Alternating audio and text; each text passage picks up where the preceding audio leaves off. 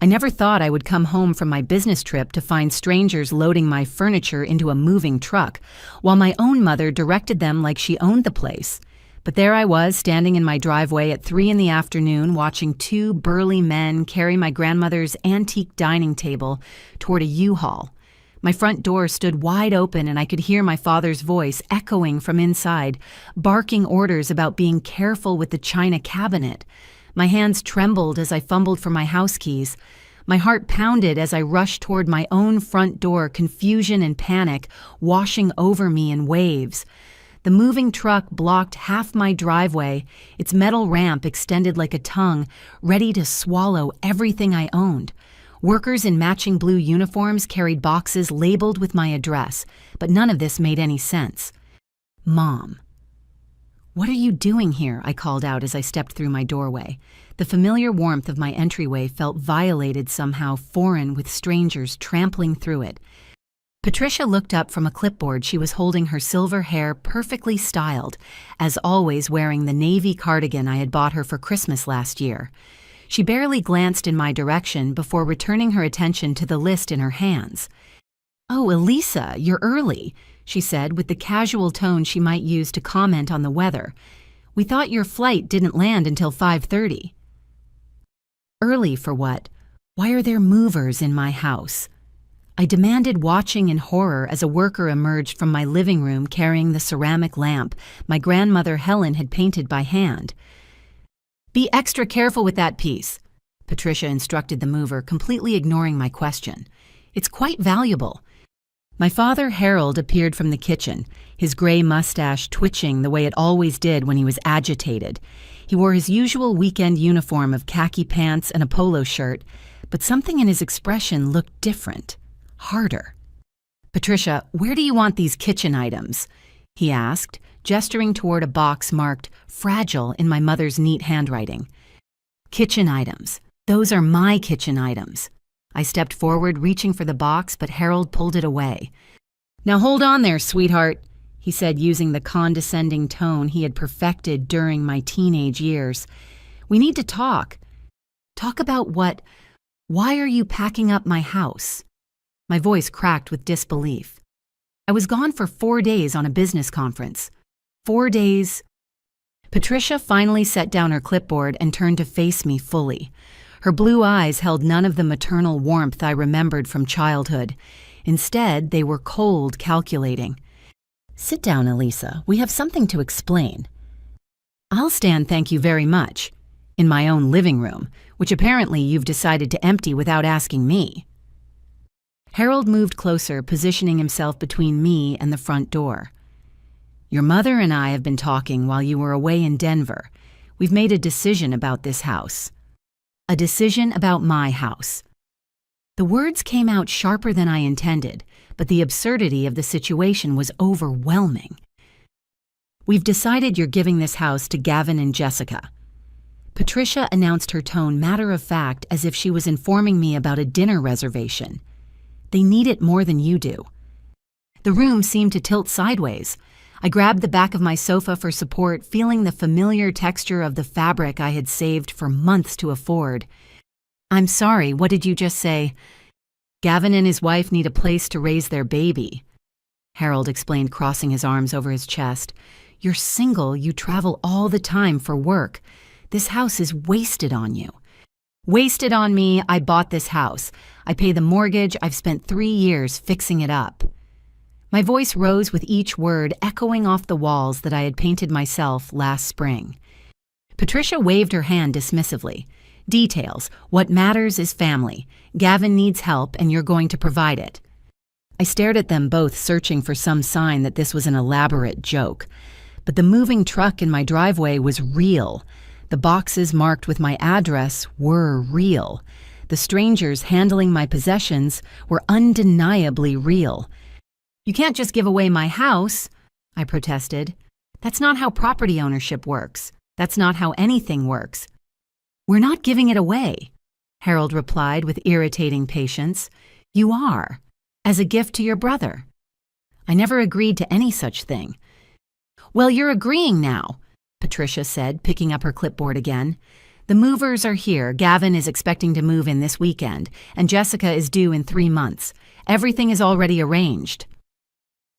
My mind reeled as I tried to process what they were telling me. Arranged, you arranged to steal my house. Don't be dramatic, dear. Nobody's stealing anything. Family helps family. That's how we raised you. A mover appeared in the archway leading to my bedroom carrying a box labeled Personal Photos.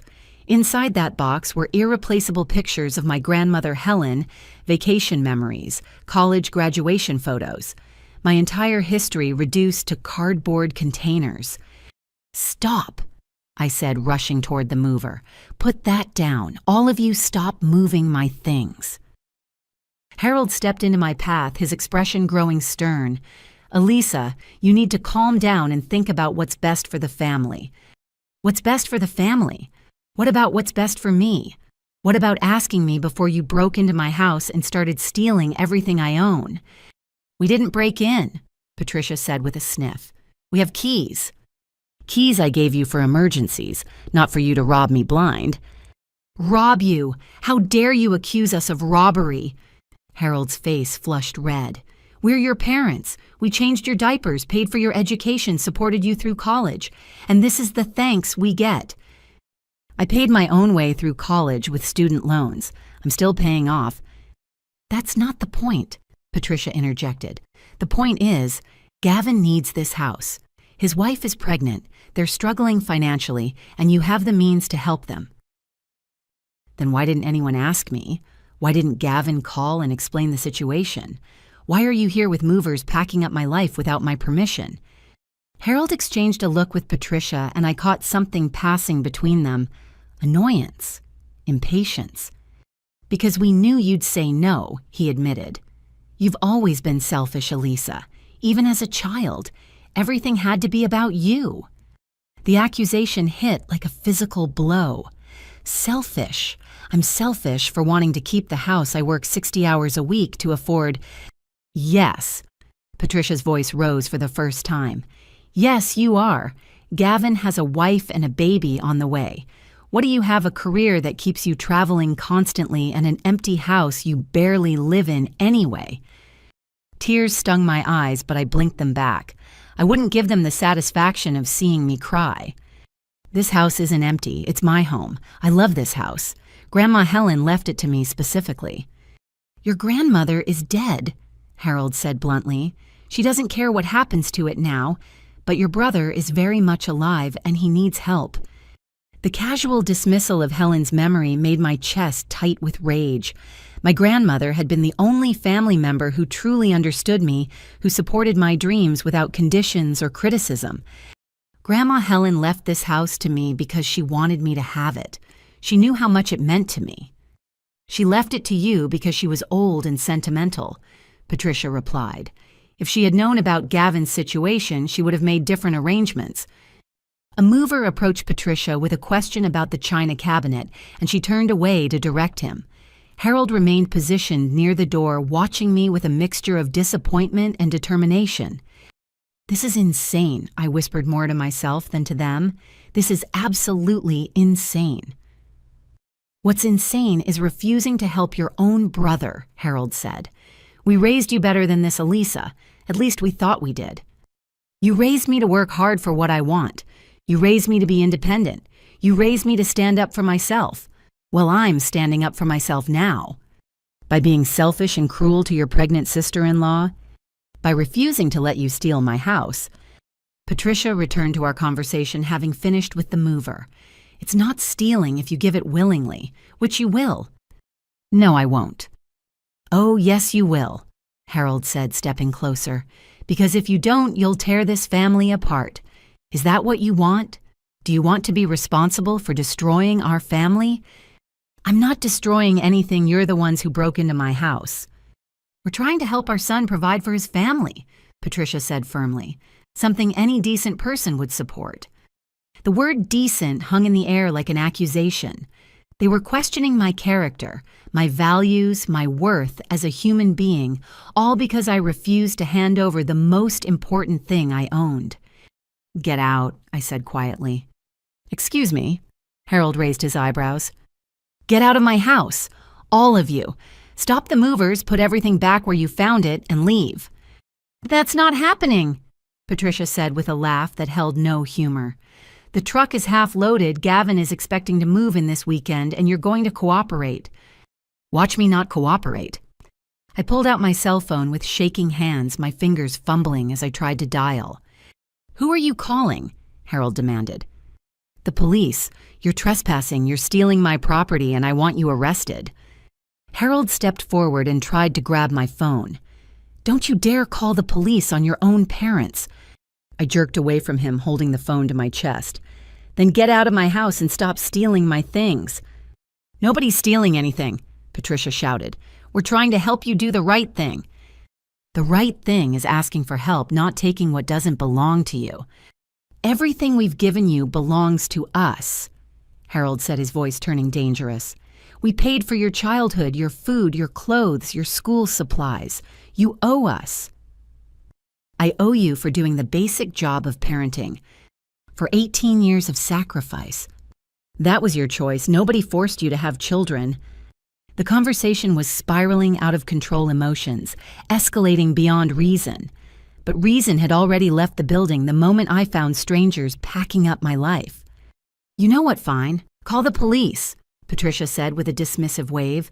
"When they get here, we'll explain that we're helping our ungrateful daughter do something decent for her brother. We'll see who they believe. You'll see who they arrest for breaking and entering. With what evidence? We have keys. You gave us keys. For emergencies." "This is an emergency. Gavin needs a place to live." I stared at both of them, wondering when my parents had become strangers. When had they decided that my needs, my property, my life mattered less than my brother's convenience? "I'm calling 911, I announced, beginning to dial. "Go ahead," Harold said coldly. "Nobody asked for your permission anyway." The words, "Nobody asked for your permission," echoed in my mind as I pressed the call button. My own father had just told me that my opinion about my own house didn't matter. The casualness of it, the complete dismissal of my autonomy, left me breathless with shock. 911, what's your emergency?" The dispatcher's voice was calm and professional. "I need police at my home immediately. My parents have broken into my house with movers and are stealing my belongings." The words sounded surreal even as I spoke them. "Are you in immediate physical danger, ma'am?" I looked at Harold, who was glaring at me with undisguised anger, and Patricia, who had returned to directing the movers as if nothing unusual was happening. "No, but they're actively removing my property from my home without permission." "What's your address?" I provided my address on Maple Street along with my contact information. The dispatcher assured me officers would arrive within 15 minutes and advised me to remain calm and avoid confrontation until they arrived. Easier said than done. Harold had overheard enough of my conversation to understand what was happening. "You actually called the police on us, your own parents. You actually broke into my house and started stealing everything I own, my own parents." Patricia looked up from her clipboard with annoyance. "This is ridiculous, Elisa. Cancel that call right now." "Absolutely not." "Fine. When the police arrive, we'll explain the situation. They'll understand that families help each other." A mover emerged from my bedroom carrying another box, this one labeled "Jewelry and Valuables." I recognized my grandmother's handwriting on several pieces inside items Helen had specifically left to me in her will. "Stop," I called to the mover. "Please just stop for a moment." The young man looked confused, glancing between me and Patricia. "Ma'am, who should I listen to?" "Me," Patricia said firmly. "I hired you, I'm paying you, and you follow my instructions." "This is my house," I told the mover. "These are my belongings. Please set that box down." The poor worker looked increasingly uncomfortable with the family drama unfolding around him. "Maybe I should check with my supervisor." "Your supervisor is outside with the truck," Patricia replied. "Keep loading. We're on a schedule."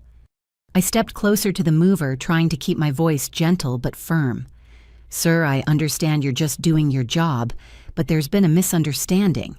These items belong to me, and I haven't authorized this move. The mover hesitated, clearly sensing something was wrong but unsure how to proceed. "Lady, I don't want to get in the middle of a family thing, you know." "You're not in the middle of anything," Harold interjected. "Just do what you're paid to do." Before anyone could respond, I heard car doors slamming outside. Through my front window, I could see 2 police cruisers pulling into my driveway behind the moving truck. "Well," Patricia said with false cheerfulness, "I suppose we're about to sort this out." Officer Martinez was the first through my door, a tall woman with graying hair and sharp eyes that immediately assessed the situation. Behind her came Officer Thompson, younger and broader, carrying a tablet for taking notes.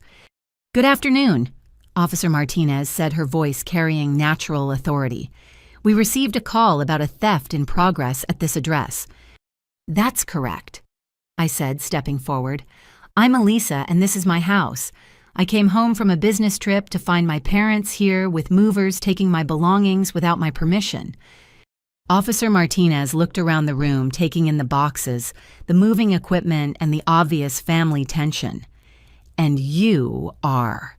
she asked Patricia. "Patricia Morrison, Elisa's mother. There seems to be some confusion here. We're helping our son move into this house. It's a family arrangement." "A family arrangement that I never agreed to," I interjected. Officer Thompson was already taking notes. "Ma'am, do you have documentation showing you own this property?" "Yes, absolutely. I can get my deed, my mortgage papers, everything." I started toward my home office, then stopped. "Actually, I'm not sure where they are right now. Everything's been packed up." "The deed and mortgage papers are in the kitchen," Patricia said helpfully, in the box marked "Important Documents." Officer Martinez raised an eyebrow. "You've packed up legal documents without the homeowner's permission." "She's our daughter. We were organizing everything for the move." "Ma'am," Officer Martinez addressed me directly. "Can you verify that you own this property and that you didn't authorize this move?" "Yes, I can verify both those things. I bought this house 3 years ago with a mortgage from First National Bank. I never gave anyone permission to move my belongings or transfer my property." Officer Thompson spoke to the moving crew leader, a stocky man named Jake, who'd been standing awkwardly near the truck during the entire confrontation. "Sir, who hired your company for this job?" Jake pulled out a work order from his clipboard. "This lady here," he said, pointing to Patricia, "Patricia Morrison. She called our office 3 days ago and scheduled the job, paid in cash when we arrived this morning." 3 days ago? I stared at Patricia in disbelief. "You scheduled this 3 days ago while I was still in Denver." Patricia's composure slipped slightly. "We wanted to have everything ready for when you got home." "Ready for what? Ready to rob me?" Officer Martinez held up a hand to quiet the growing argument. "Let's take this step by step. Mrs. Morrison, do you have written authorization from the homeowner to remove these items?" "I don't need authorization. She's my daughter and we're helping family." "That's not how property law works, ma'am. Adult children own their property independently of their parents, regardless of family relationships." Harold spoke up for the first time since the officers arrived. "This is a civil matter between family members. Surely the police don't need to be involved." Officer Thompson looked up from his notes. "Breaking into someone's home and removing their property without permission isn't a civil matter, sir. That's criminal trespass and theft." "Breaking in." Patricia laughed, though it sounded forced. "We didn't break in. We have keys." "Keys that I gave you for emergencies only I clarified, not for you to enter my home and steal my belongings while I'm out of town." Officer Martinez addressed the movers. "Gentlemen, I'm going to need you to stop loading items until we sort this out. Please put down anything you're currently carrying and step outside." Jake nodded gratefully. "Yes, ma'am. Honestly, we were starting to feel uncomfortable with the whole situation." "Uncomfortable how?" Officer Thompson asked.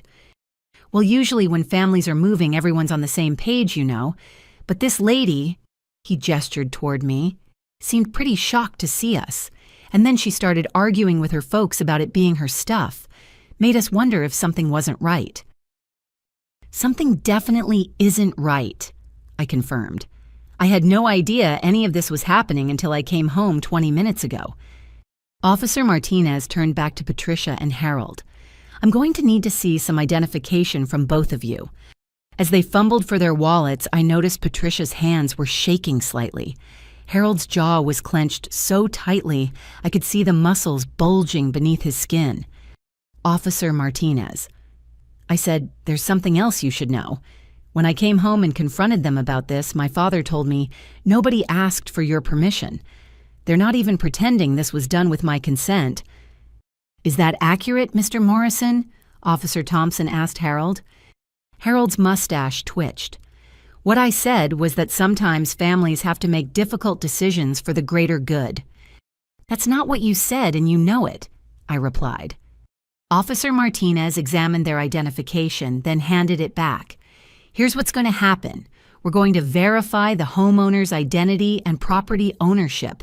Then we're going to determine whether any crimes have been committed. Crimes. Patricia's voice pitched higher. We're trying to help our pregnant daughter-in-law. By stealing your other daughter's house, Officer Thompson asked dryly. The situation was escalating beyond what I had imagined when I first called 911. Part of me felt guilty for involving the police in what Patricia kept calling a family matter. But another part of me, the part that had watched strangers carry away my grandmother's table, felt completely justified. Ma'am. Officer Martinez addressed me. I'm going to need you to provide documentation of your ownership while Officer Thompson speaks with the moving company supervisor. I retrieved my mortgage documents and deed from the box in the kitchen, my hands still trembling from adrenaline. As I handed them to Officer Martinez, I noticed Patricia watching me with an expression I had never seen before. It wasn't maternal concern or even anger. It was calculation, as if she was trying to figure out her next move. That look, more than anything else that had happened, convinced me that calling the police had been the right decision. Officer Martinez examined my documents carefully. These appear to be in order. The property is clearly titled to Elisa Morrison, and there's no indication of any other authorized occupants or transfer agreements. There wouldn't be, I said, because I never agreed to any of this. Jake, the moving company supervisor, approached Officer Thompson with his own paperwork. Officer, here's our work order. Like I said, Mrs. Patricia Morrison called Wednesday morning and scheduled a full house pack and move for today. She specified that everything needed to be out by evening because the new tenants were moving in tomorrow morning. New tenants. I stared at Patricia. You told someone they could move in tomorrow. Patricia's face had gone pale. Gavin and Jessica need to be out of their apartment by the weekend. So you promised them my house without asking me, scheduled movers without telling me, and planned to have me effectively evicted from my own home. Before Patricia could answer, Officer Martinez stepped forward with a grave expression. Mr. and Mrs. Morrison, based on the evidence we've gathered here today, I'm placing you both under arrest for criminal trespass, attempted theft, and conspiracy to commit fraud. The words hung in the air like a verdict. I watched my parents' faces transform from defiance to shock to fear in the span of seconds. Harold found his voice first. Arrest, you're arresting us for helping our family. I'm arresting you for entering someone else's property without permission and attempting to steal their belongings, Officer Martinez replied as she reached for her handcuffs. The metallic click of handcuffs snapping closed seemed to echo through my entire house. I had never heard that sound in person before, never imagined I would hear it applied to my own parents. Officer Martinez moved with practiced efficiency, securing Patricia's wrists behind her back while reciting the Miranda warning in a calm, professional tone. You have the right to remain silent. Anything you say can and will be used against you in a court of law. Patricia's perfectly styled silver hair was beginning to come undone wisps, escaping from her usual neat arrangement. Her navy cardigan had twisted awkwardly with her arms behind her back, making her look smaller, somehow more fragile than I had ever seen her. "This is insane," she protested, her voice cracking with disbelief. "We're her parents. You can't arrest us for trying to help our family." Officer Thompson was already moving toward Harold with a second set of handcuffs. My father backed away instinctively, his face flushing red with indignation. "Sir, please don't make this more difficult than it needs to be," Officer Thompson said firmly. "Turn around and place your hands behind your back." "I will not!" Harold's voice boomed through the room. "This is absolutely ridiculous, Elisa. Tell them this is all a misunderstanding." I stood frozen watching this surreal scene unfold in my own living room. Part of me wanted to stop it, wanted to tell the officers that maybe we could work something out as a family, but the larger part of me, the part that had just watched my parents systematically pack up my entire life without my knowledge or consent, remained silent. "Sir, I'm not going to ask again," Officer Thompson warned, his hand moving toward his utility belt. Harold looked at me with desperate eyes. "Elisa, please, think about what you're doing. Think about Gavin and Jessica. Think about your nephew or niece who hasn't even been born yet. Are you really going to tear apart this family over a house?" "I'm not tearing apart anything," I replied, my voice steadier than I felt. "You did that when you broke into my home and tried to steal everything I own." With obvious reluctance, Harold finally turned around and allowed Officer Thompson to handcuff him. The sight of my father in restraints was almost too surreal to process. "You'll regret this for the rest of your life," Harold muttered as the cuffs clicked into place. "Mark my words, Elisa. You'll regret destroying your family over material possessions." Officer Martinez was searching Patricia's purse, following standard arrest procedures. As she emptied the contents onto my coffee table, something caught her attention. "Officer Thompson, take a look at this." She held up a folded piece of paper covered in Patricia's neat handwriting. As Officer Martinez unfolded it, I could see it was a detailed list of some kind. "Ma'am," Officer Martinez addressed me, "is this your mother's handwriting?" I moved closer to examine the paper. Yes, that's definitely her writing. Officer Martinez began reading aloud. "Antique dining table, estimated value $800. China cabinet with full set, estimated value $1,200. Helen's jewelry collection, estimated value $1,500. Living room furniture set, estimated value $2,000. My mouth fell open as the implications became clear. That's an inventory of my belongings, with estimated values. Officer Thompson whistled low under his breath. "This shows premeditation. You don't just happen to have a detailed list of someone else's property values in your purse." Patricia's face had gone completely white. "I was just organizing. I wanted to make sure nothing got damaged during the move." "Ma'am, this list includes estimated monetary values," Officer Martinez pointed out. "That suggests intent to liquidate or sell these items, not just to move them carefully." My legs felt weak. I sank down onto my sofa, staring at the list of my possessions written in my mother's familiar handwriting. "How long have you been planning this?" Patricia refused to meet my eyes. "It's not what it looks like. It looks like you've been cataloging my belongings and researching their values," I said, my voice rising. "It looks like you've been planning to steal my house and everything in it." Officer Martinez continued examining the contents of Patricia's purse. She pulled out a small zippered pouch and opened it to reveal several keys. "Are these your house keys, ma'am?" she asked me. I recognized them immediately. "Yes, those are the spare keys I gave them to check on my plants when I travel." "When did you last give them access to your home?" Officer Thompson asked, making notes. "About 6 months ago, when I went to the trade conference in Seattle. I asked them to water my plants and bring in the mail." Officer Martinez held up one of the keys, examining it closely.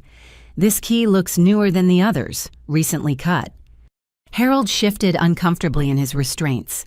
"We had an extra one made in case of emergencies." "Emergencies like breaking into her house while she's out of town?" Officer Thompson asked skeptically. "We didn't break in. She gave us keys." "She gave you one key 6 months ago for a specific purpose," Officer Martinez corrected. "Making additional copies without permission and using them to enter her home without authorization still constitutes criminal trespass." The moving crew stood in an awkward cluster near my front door, clearly wanting to leave, but unsure if they were free to go. Jake approached Officer Thompson hesitantly. "Officer, are we done here? Because honestly, we don't want any part of this family drama." "Actually, sir, I need to ask you a few more questions," Officer Thompson replied. "You said Mrs. Morrison paid in cash when you arrived this morning." Jake nodded. "Yeah, she had the exact amount ready. Told us she wanted to make sure the job got done quickly and efficiently." "How much was the total cost?" Jake consulted his paperwork. $1,200 for a full pack and move. That's a lot of cash to have on hand for most people. Officer Martinez looked at Patricia sharply. "Where did you get $1,200 in cash, Mrs. Morrison?" Patricia's silence stretched uncomfortably long. Harold answered for her. "We withdrew it from our savings account yesterday." "Yesterday?" I felt sick. "You withdrew cash yesterday to pay for stealing my house." "We weren't stealing anything." Patricia finally exploded, her composure completely shattered. "We were trying to help Gavin. He needs this house more than you do. You're never even here. You travel constantly for work. You don't have a family. You don't need a 4-bedroom house all to yourself." "Whether I need it or not isn't your decision to make," I shot back. "It's my house. I bought it. I pay for it. I live in it." "You exist in it," Patricia corrected bitterly. "There's a difference between living somewhere and just existing there. This house is wasted on you." Officer Martinez stepped between us before the argument could escalate further. "Mrs. Morrison, you have the right to remain silent. I'd suggest you exercise that right." But Patricia was beyond listening to advice. The mask of maternal concern had completely fallen away, revealing something cold and calculating underneath. "You want to know the truth, Elisa Fine. Here's the truth. Gavin called us 3 weeks ago crying about how he and Jessica were going to be homeless with a baby on the way. He begged us to help them figure something out. And you know what we realized? You have everything you could possibly need and you don't appreciate any of it." 3 weeks ago. The timeline was becoming clearer. "You've been planning this for 3 weeks. We've been trying to figure out how to help our son for 3 weeks, and the obvious solution was right in front of us. You have a house you barely use, and Gavin has a family that desperately needs one." Harold nodded emphatically despite the handcuffs. "We raised you to share Elisa. We raised you to put family first. But somewhere along the way, you became selfish and greedy. Selfish and greedy for wanting to keep my own house. Selfish and greedy for refusing to help your brother when you have the means to solve all his problems." Officer Thompson looked up from his notes. "Mr. Morrison, are you admitting that this was planned in advance?" Harold seemed to realize he had said too much. "I'm admitting that we wanted to help our son. By stealing your daughter's property. By convincing her to do the right thing." "Convincing?" I laughed bitterly. "Is that what you call breaking into my house with movers while I'm out of town? That's your idea of convincing me." Patricia's eyes flashed with anger. "We knew you'd say no if we asked. You've always been stubborn and selfish. Even as a child, you never wanted to share anything." "I was willing to share my toys as a child. I'm not willing to share my house as an adult because houses aren't toys, Mother. They're homes. They're security. They're the result of years of hard work and financial sacrifice." Officer Martinez had heard enough. "Ma'am, Mr. Morrison, you're both going to need to come with us now." As the officers began escorting my parents toward the door, Patricia turned back to face me one last time. Her expression was a mixture of rage, disappointment, and something that looked almost like hatred. "This isn't over, Elisa," she said quietly. "Gavin will never forgive you for this. Jessica will never forgive you. You're destroying your own family over material possessions, and one day you'll realize what a terrible mistake you've made." "The only terrible mistake here was trusting you with keys to my house," I replied. Harold was shaking his head sadly as Officer Thompson guided him through the doorway. "We tried to raise you better than this. We really did." As I watched the police cars pull away with my parents in the back seats, the moving crew supervisor approached me apologetically. Ma'am, I'm really sorry about all this. We had no idea there was family drama involved. We thought it was just a regular move. It's not your fault, I assured him. You were hired to do a job and you did it professionally. What do you want us to do with the stuff we already loaded? Should we bring it back in? I looked at the half-empty truck, seeing my grandmother's dining table secured with moving straps alongside boxes of my personal belongings. The violation of seeing my life packed away like unwanted storage made my chest tight with anger. Yes, please bring everything back inside, and thank you for being understanding about this situation. As the movers began the process of returning my belongings to my house, I called my supervisor to let her know I might need a personal day tomorrow to deal with the legal aftermath of what had just happened. The afternoon sun was beginning to set, casting long shadows across my living room floor. In the space of a few hours, my relationship with my parents had been fundamentally altered, possibly beyond repair. But as I watched my grandmother's table being carefully carried back through my front door, I knew I had made the right choice. Some boundaries were too important to cross even for family, especially for family. I was directing the movers on where to replace my grandmother's china cabinet when I heard another car door slam in my driveway. Through the front window, I could see a familiar blue Honda Civic parked behind one of the moving trucks. My heart sank as I recognized my brother Gavin climbing out of the driver's seat. Gavin looked exactly as I remembered from our last awkward family dinner 6 months ago, tall and lean with sandy brown hair that always seemed to need a trim, wearing his usual uniform of jeans and a wrinkled button-down shirt. But something about his posture seemed different now, more slouched, as if he was carrying invisible weight on his shoulders.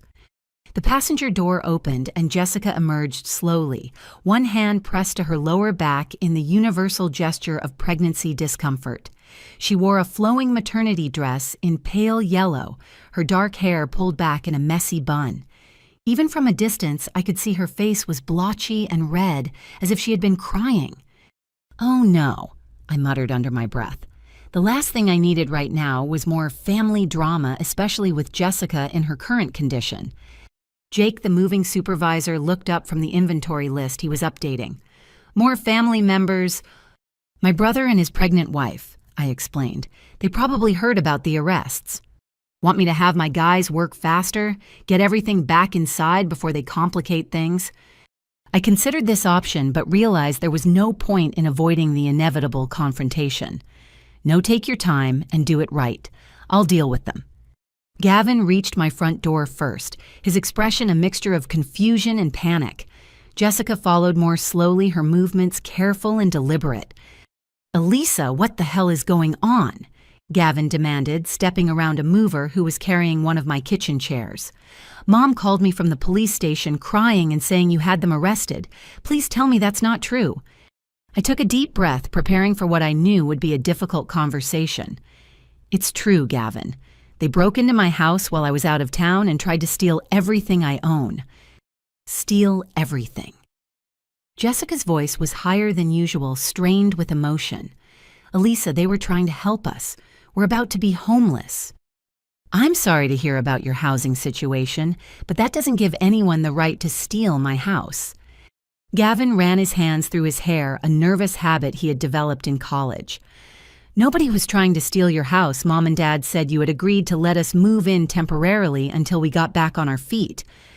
"I never agreed to any such thing. In fact, I had no idea any of this was happening until I came home an hour ago to find strangers packing up my belongings." Jessica's eyes filled with tears. "But Mom Patricia said you were excited about helping us with the baby. She said you thought it would be nice for us all to be closer as a family." The manipulation in that statement was breathtaking.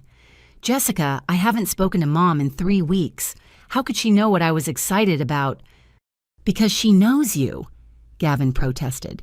"She knows you're a good person who cares about family." I gestured around my disrupted living room. "Does this look like something a good person who cares about family would do, breaking into my house, stealing my belongings, having me effectively evicted from my own home?" "They weren't evicting you." Jessica wiped her eyes with a tissue. "They said you could stay in the guest bedroom until you found somewhere smaller and more appropriate for a single person." The casual assumption that I should be grateful for permission to stay in my own guest bedroom left me speechless for a moment. Jessica, this is my house.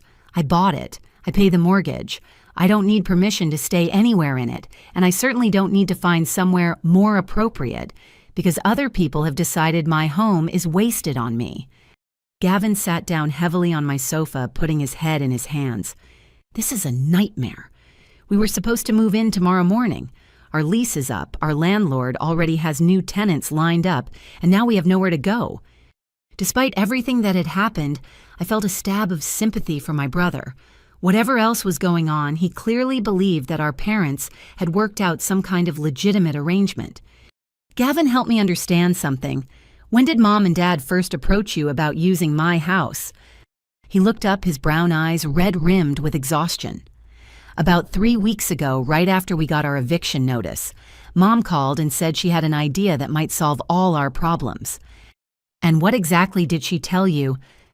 She said she was going to talk to you about letting us stay here temporarily, just until I could get back on my feet financially and we could find our own place. Did you ever think to call me yourself to discuss the situation directly? Gavin's face flushed with embarrassment. I wanted to, but Mom said she would handle it. She said you were really busy with work and it would be better coming from her. Jessica moved to sit beside Gavin, her movements slow and careful. Your parents made it sound like you were thrilled about the idea. They said you missed having family around and that you thought it would be good for the baby to grow up close to you. The picture was becoming clearer. Patricia and Harold had manipulated both sides of this situation, telling me nothing while telling Gavin and Jessica that everything was arranged. Jessica, I need you to understand something. I have never been contacted about any of this. Not a phone call, not a text message, not an email. Nothing. The first I heard about any housing arrangement was when I walked through my front door an hour ago to find strangers loading my furniture into a truck. Gavin stared at me in disbelief. That's impossible. Mom specifically told us you had agreed to everything. She showed us pictures of which room would be the nursery. She showed you pictures of my house? Yeah, she took photos when she was here watering your plants last month. She said you had given her a tour and shown her how the upstairs bedrooms would be perfect for a growing family. I felt sick. Patricia had used her legitimate access to my house to plan this entire scheme, photographing my rooms and presenting them to Gavin and Jessica as if I had personally offered them a home. Gavin, I never offered you anything. I didn't know you were having housing problems. I didn't know Jessica was pregnant until right now. Jessica's tears started flowing again. But we told Patricia weeks ago about the pregnancy. We called specifically to share the good news with the family. When you called to share the news, who did you speak to? Your parents, Gavin replied. We couldn't reach you directly because you were traveling for work, so we called Mom and Dad to ask them to pass along the message. Another piece of the puzzle fell into place. My parents had been intercepting family communication, controlling the flow of information between Gavin and me. They never told me about the pregnancy, I said quietly. Congratulations, by the way. I know this isn't how you wanted me to find out. Jessica sobbed harder. This is all wrong. Everything is going wrong. We don't have anywhere to go. We don't have any money saved up, and now the baby won't have a stable home. Despite my anger at being manipulated, I couldn't help but feel sorry for Jessica. She was clearly stressed and frightened about her situation. Jessica, how far along are you? 6 months. The baby is due in January. And when did you find out about the housing problems? Gavin answered for her. Last month. I lost my job at the warehouse in September, and we fell behind on rent. Our landlord filed eviction papers 3 weeks ago. You lost your job. Mom and Dad told the police that you were employed. Gavin looked confused. What? No. I've been out of work for 2 months. That's why we're in this mess. I've been applying everywhere, but the job market is really tough right now. More lies from Patricia and Harold. They had been misrepresenting Gavin's situation to make their theft seem more justified. What happened at your job? Budget cuts. They laid off 12 people, and I was one of the newest hires, so I was first to go. I wasn't fired for cause or anything. I just didn't have enough seniority. This was completely different from what my parents had told me earlier. They had implied that Gavin was irresponsible and needed to be bailed out of problems of his own making. "Have you applied for unemployment benefits?" "Yeah, but it's not enough to cover rent plus all the medical bills for the pregnancy. Jessica had some complications earlier that required expensive tests." Jessica nodded, wiping her nose. "I had severe morning sickness that led to dehydration. I had to go to the emergency room twice, and even with insurance, the bills are overwhelming." I was starting to understand how desperate their situation really was, but that still didn't justify what my parents had done. "I'm sorry you're both going through this," I said sincerely. "I wish Mom and Dad had told me what was happening so we could have discussed options together as adults." "What kind of options?" Gavin asked hopefully. "I don't know. Maybe temporary financial assistance, help with job searching references for rental applications. There might have been ways I could help that didn't involve you moving into my house." Jessica looked up with renewed hope. Could we still discuss those options even after everything that's happened? Before I could answer, one of the movers approached with a question about where to place a particular box. As I directed him, I noticed Gavin and Jessica exchanging meaningful looks. When the mover left, Gavin leaned forward earnestly. "Elisa, I know this whole situation is completely messed up. I know Mom and Dad handled everything wrong, but could you please consider still helping us? We're family, we're desperate, and Jessica is pregnant." "Gavin, I understand you're in a difficult position, but you have to see this from my perspective too.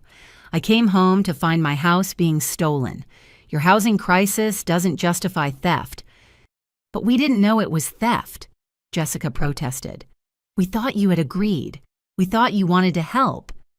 "I know you didn't know, but the fact remains that Mom and Dad committed serious crimes today. They broke into my house, they tried to steal my belongings, and they lied to everyone involved."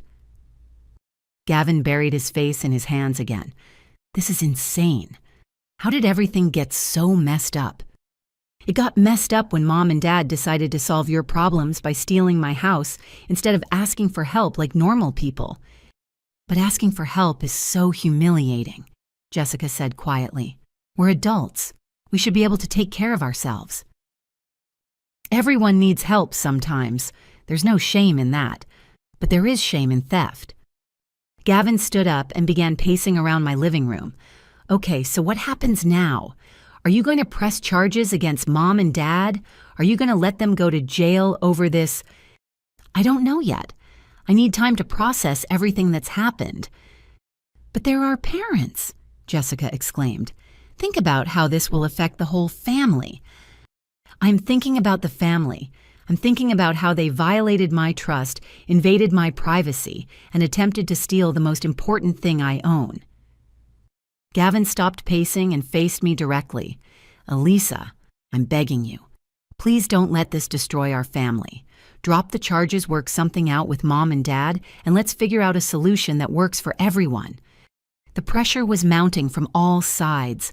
I could see the desperation in both their faces, could hear the genuine fear in their voices. But I could also remember the cold calculation in Patricia's eyes as she directed movers to steal my belongings. "I need time to think," I said finally.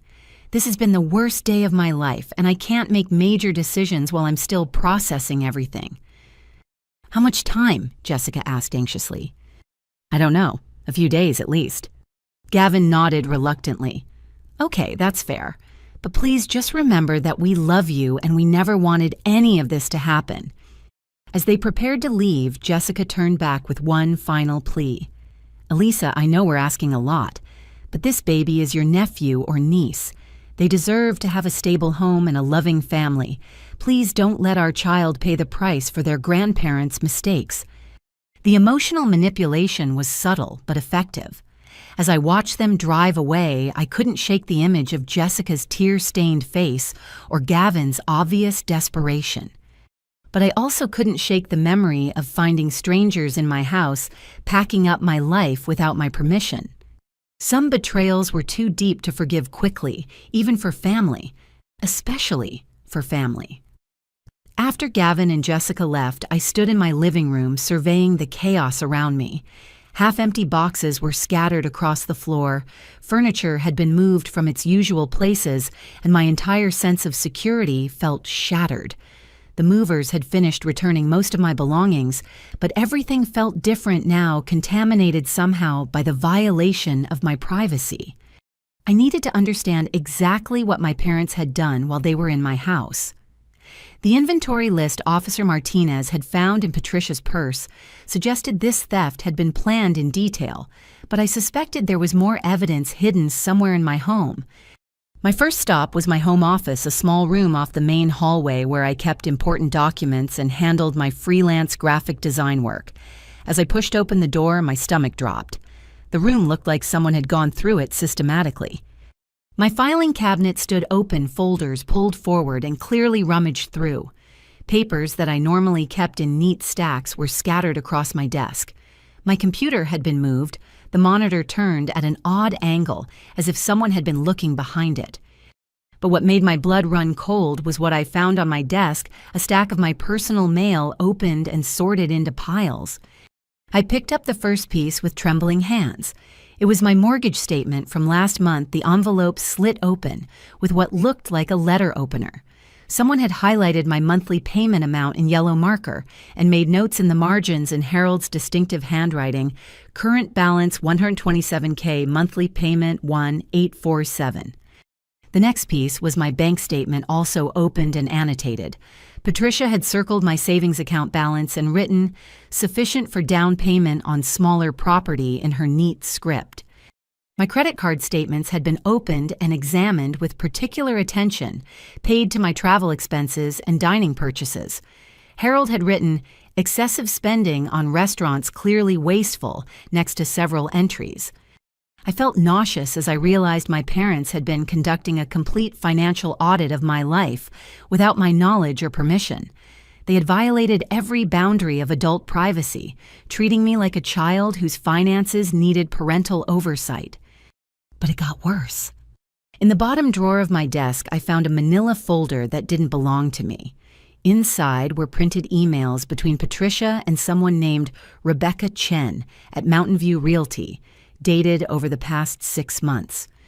The first email from March showed Patricia inquiring about current market conditions for 4-bedroom homes in the Maple Street area. Rebecca had responded with a detailed market analysis showing that homes like mine were selling for between $250,000 and $300,000. As I read through the email chain, the scope of my parents' deception became clear. Patricia had been researching my property value for months, gathering information about comparable sales average time on market and projected appreciation rates. In May, she had asked Rebecca about the fastest way to sell inherited property and whether there were any family transfer options that might expedite the process. Rebecca had responded with information about quitclaim deeds, family gift transfers, and estate planning strategies. She had even provided contact information for lawyers who specialized in family property transfers. The most recent email, dated just 2 weeks ago, contained a draft listing description for my house. Patricia had written it as if she was preparing to sell the property immediately after gaining control of it. Charming 4-bedroom home in desirable neighborhood. Recently updated kitchen, hardwood floors throughout mature landscaping. Perfect for growing family. Motivated seller, quick closing, available. My hands shook as I read the listing price, $275,000. They hadn't just been planning to steal my house, they had been planning to sell it. I continued searching through the folder and found something even more disturbing, printed screenshots of my social media accounts. Patricia had been monitoring my Facebook posts, Instagram photos, and LinkedIn updates for months. She had documented every business trip I took, every photo I posted, of eating out alone, every check-in at hotels or conferences. Next to several photos, she had written comments like, "further evidence of wasteful lifestyle," and "clearly doesn't appreciate what she has." Most unsettling were her notes about my work schedule. She had tracked my travel patterns and identified the longest periods when I was away from home. The dates of my Denver conference trip were circled in red ink with optimal window for transition written beside them. My parents hadn't just stumbled into this scheme. They had been planning it methodically for months, studying my life like scientists preparing an experiment. At the very bottom of the folder, I found the most shocking document, yet a partially completed quitclaim, deed form. Someone had already filled in my name as the grantor and Gavin's name as the grantee. Only my signature was missing to make the transfer legal. The deed was dated for today, clearly intended to be completed after they had moved me out of my own house. I photographed every document with my phone, my hands shaking with a mixture of rage and betrayal. This wasn't a spur-of-the-moment decision to help Gavin. This was a calculated, long-term plan to steal my property and sell it for profit. My phone rang, startling me out of my documentary process. The caller ID showed Detective Williams from the County Police Department. Ms. Morrison, this is Detective Williams. I'm handling your parents' case. I wanted to let you know that they've been processed and released on their own recognizance pending a court hearing next week. Released? They're already out. Yes, ma'am. The charges are serious, but neither of them has a criminal history, so the judge allowed them to post bail. However, there is a restraining order in place. They're not allowed to contact you or come within 500 feet of your property. I felt a mixture of relief and disappointment. Part of me was glad my parents weren't sitting in jail, but another part worried about what they might do now that they were free. Detective Williams, I've found some additional evidence that might be relevant to the case. What kind of evidence? I described the financial documents, the real estate emails, and the prepared quitclaim deed. Detective Williams listened with increasing interest. Ms. Morrison, what you're describing suggests this may have been a more sophisticated scheme than we initially realized. Would you be willing to come to the station tomorrow to provide copies of these documents? Absolutely. I've already photographed everything. Good. In the meantime, I'd recommend securing your home with new locks and considering a security system. If your parents had been planning this for months, they may have made additional preparations we haven't discovered yet. After hanging up with the detective, I called a locksmith and scheduled an emergency service call for that evening. Then I contacted a security company about having cameras and alarms installed. As I waited for the locksmith to arrive, I continued searching through my house for signs of my parents' invasion. In my bedroom, I found evidence that someone had been through my jewelry box. My grandmother, Helen's pieces, were still there, but they had been photographed and cataloged. I found a small notebook with detailed descriptions of each item and estimated values. Pearl necklace vintage 1940s, estimated value $800. Gold bracelet with sapphires, estimated value $200. Diamond ring Art Deco setting, estimated value $2,500. The meticulous documentation made me feel sick. They had been treating my most treasured possessions like inventory in a store, reducing my grandmother's memory to dollar signs on a page. In my kitchen, I discovered they had even cataloged my appliances and cookware. Patricia had made notes about which items were worth keeping and which were easily replaceable. The depth of their violation was staggering. They hadn't just entered my house. They had conducted a complete appraisal of everything I owned, planning not just to steal my property, but to liquidate every valuable item in it. When the locksmith arrived at 8 p.m., I had him change every lock on every door and window. I also had him install additional deadbolts and security chains. The process took 3 hours and cost me $600. But it was worth every penny to know that my parents could never again enter my house without permission. As I finally settled into bed that night, surrounded by boxes and displaced furniture, I realized that my relationship with my parents was probably irreparably damaged. The betrayal was too deep, the violation too complete. But more than that, I realized that Gavin and Jessica might not be the innocent victims they appeared to be. If my parents had been planning this for months, there was a good chance that my brother and sister-in-law knew more about the scheme than they had admitted. Tomorrow, I would start digging deeper into their stories. Tonight, I would try to sleep in a house that finally felt secure again, even if it no longer felt like home. The new locks were solid and strong, but they couldn't lock out the knowledge that my own family had been planning to destroy my life for their financial gain. That realization would take much longer to heal than any physical damage they had done to my property. I woke up the next morning feeling like I had been hit by a truck. Every muscle in my body ached from the stress and adrenaline of the previous day, and my mind kept replaying the image of my parents in handcuffs. Despite everything they had done, seeing them arrested in my living room had been one of the most surreal and painful experiences of my life. My phone showed 17 missed calls and 43 text messages, most from numbers I didn't recognize, but several from extended family members who had apparently heard about the arrests through the family gossip network. The messages ranged from supportive to accusatory. "Elisa, call me, Aunt Margaret. Can't believe you had your own parents arrested. Shame on you, Cousin Dave. Here if you need anything. Love you, Uncle Tom. Your mother is heartbroken. Fix this, Aunt Linda." I turned off my phone and made coffee, trying to clear my head enough to figure out my next steps. The detective had asked me to come to the station with the documents I had found, but first I wanted to understand more about the family history behind this situation. Something about my grandmother's will kept nagging at me. Patricia had seemed particularly bitter yesterday when I mentioned that Helen had specifically left the house to me.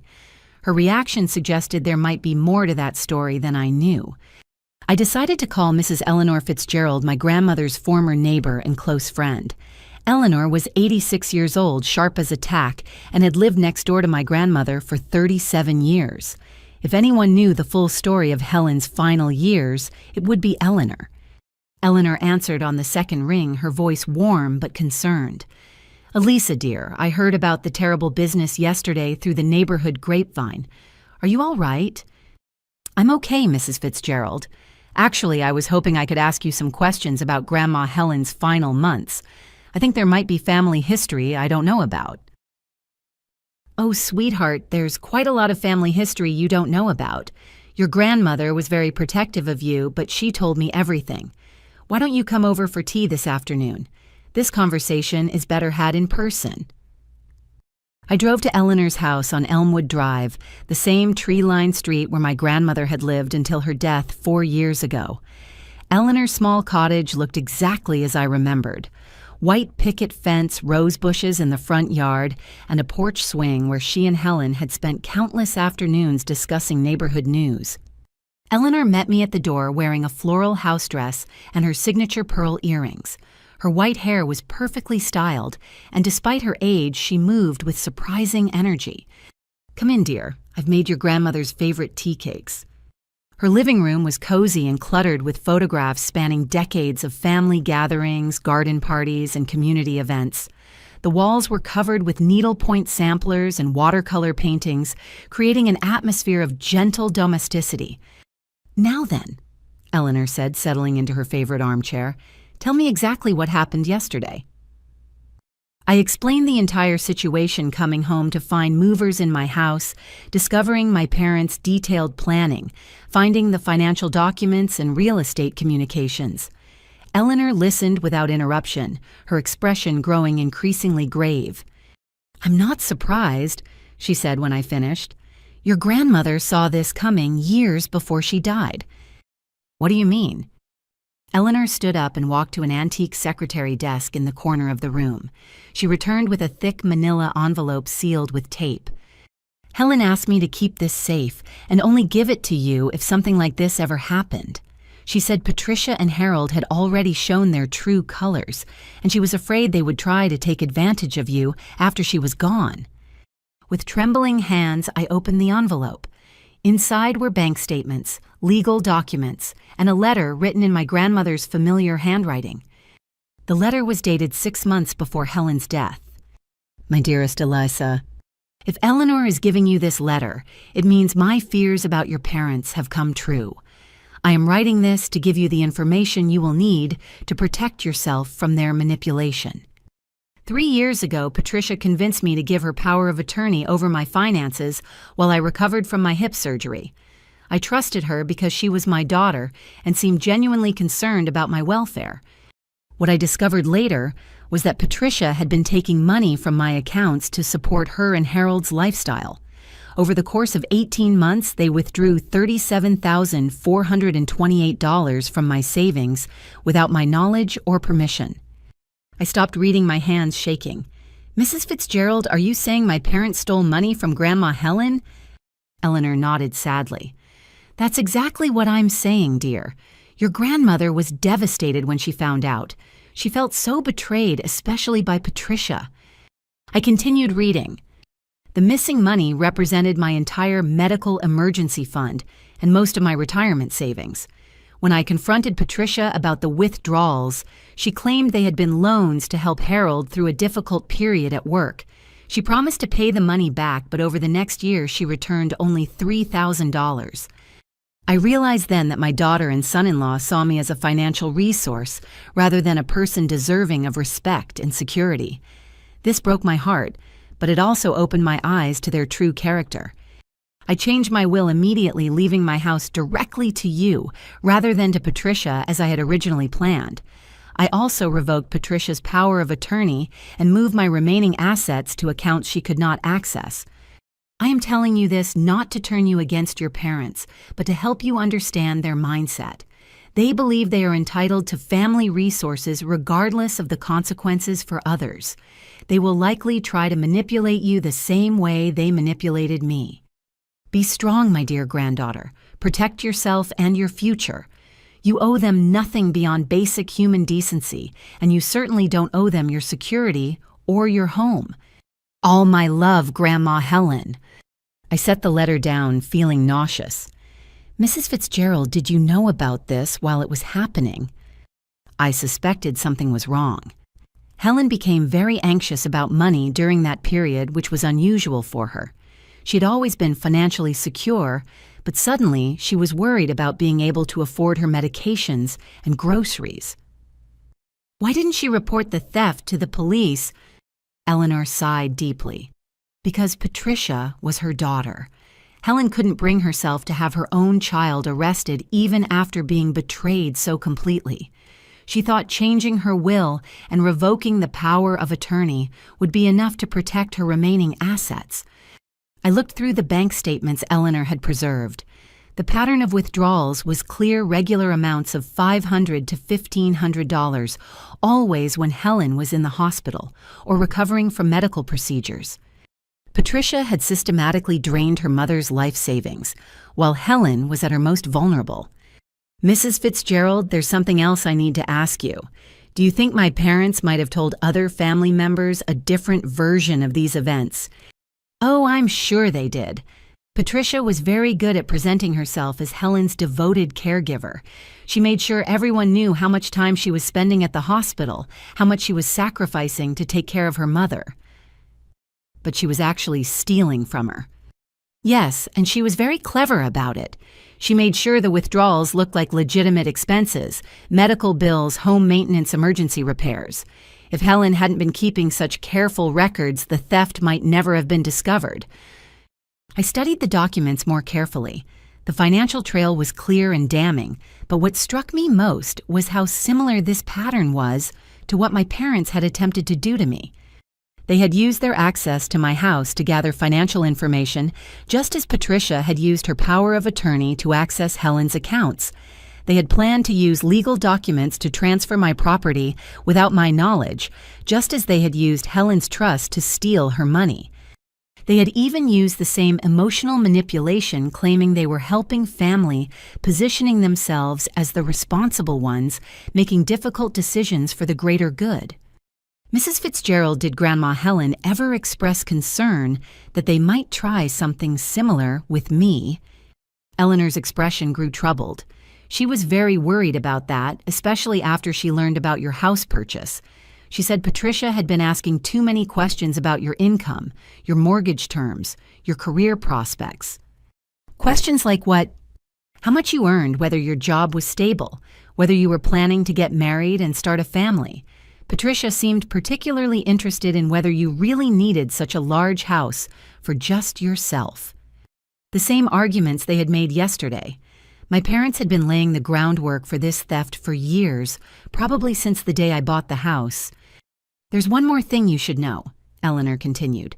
About 6 months before Helen died, Patricia brought a man to her house claiming he was a financial advisor. Helen felt pressured to sign some documents about estate planning, but she refused and asked them to leave. A financial advisor? Helen suspected he was actually a lawyer or someone who could help Patricia gain control of her assets legally. She never found out for sure because she kicked them both out of her house that day. I thought about the quitclaim deed I had found in my office, already partially filled out and ready for my signature. My parents had been planning to use the same legal manipulation on me that they had attempted with Helen. Mrs. Fitzgerald, would you be willing to speak with the police about what you know? This information could be crucial for my case. Of course, dear. Your grandmother made me promise to protect you from them if anything ever happened. She would want their pattern of behavior to be exposed. As I drove home from Eleanor's house, my phone rang. The caller ID showed Gavin's number. "Elisa, we need to talk," he said without preamble. "Can I come over?" "Gavin, there's a restraining order in place. Mom and Dad can't come within 500 feet of my property, and I'm not sure what the legal implications are for you visiting." "The restraining order doesn't apply to me. I checked with a lawyer. Please, Elisa, I have information you need to hear."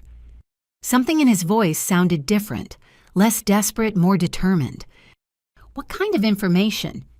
"Information about Jessica, about our financial situation, about things I didn't tell you yesterday because I was scared and confused." "Scared of what?" "Scared of Jessica. Scared of what she might do if she found out I was telling you the truth." I pulled into my driveway, my mind racing. The truth about what? The truth about who really planned this whole thing. It wasn't Mom and Dad Elisa. They were just the ones who got caught. The line went quiet except for the sound of Gavin's ragged breathing. "Come over," I said finally, "but come alone. If Jessica is with you, I'm not opening the door.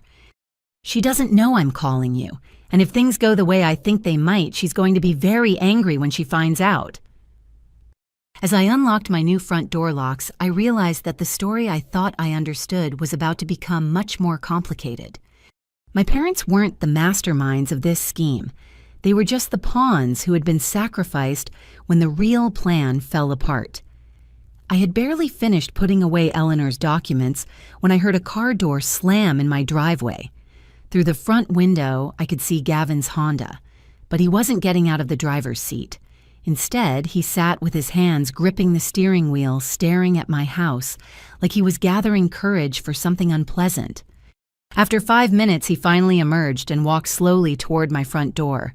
His usual casual confidence was completely gone, replaced by the posture of someone carrying a heavy burden. I opened the door before he could knock. "You look terrible." "I feel terrible."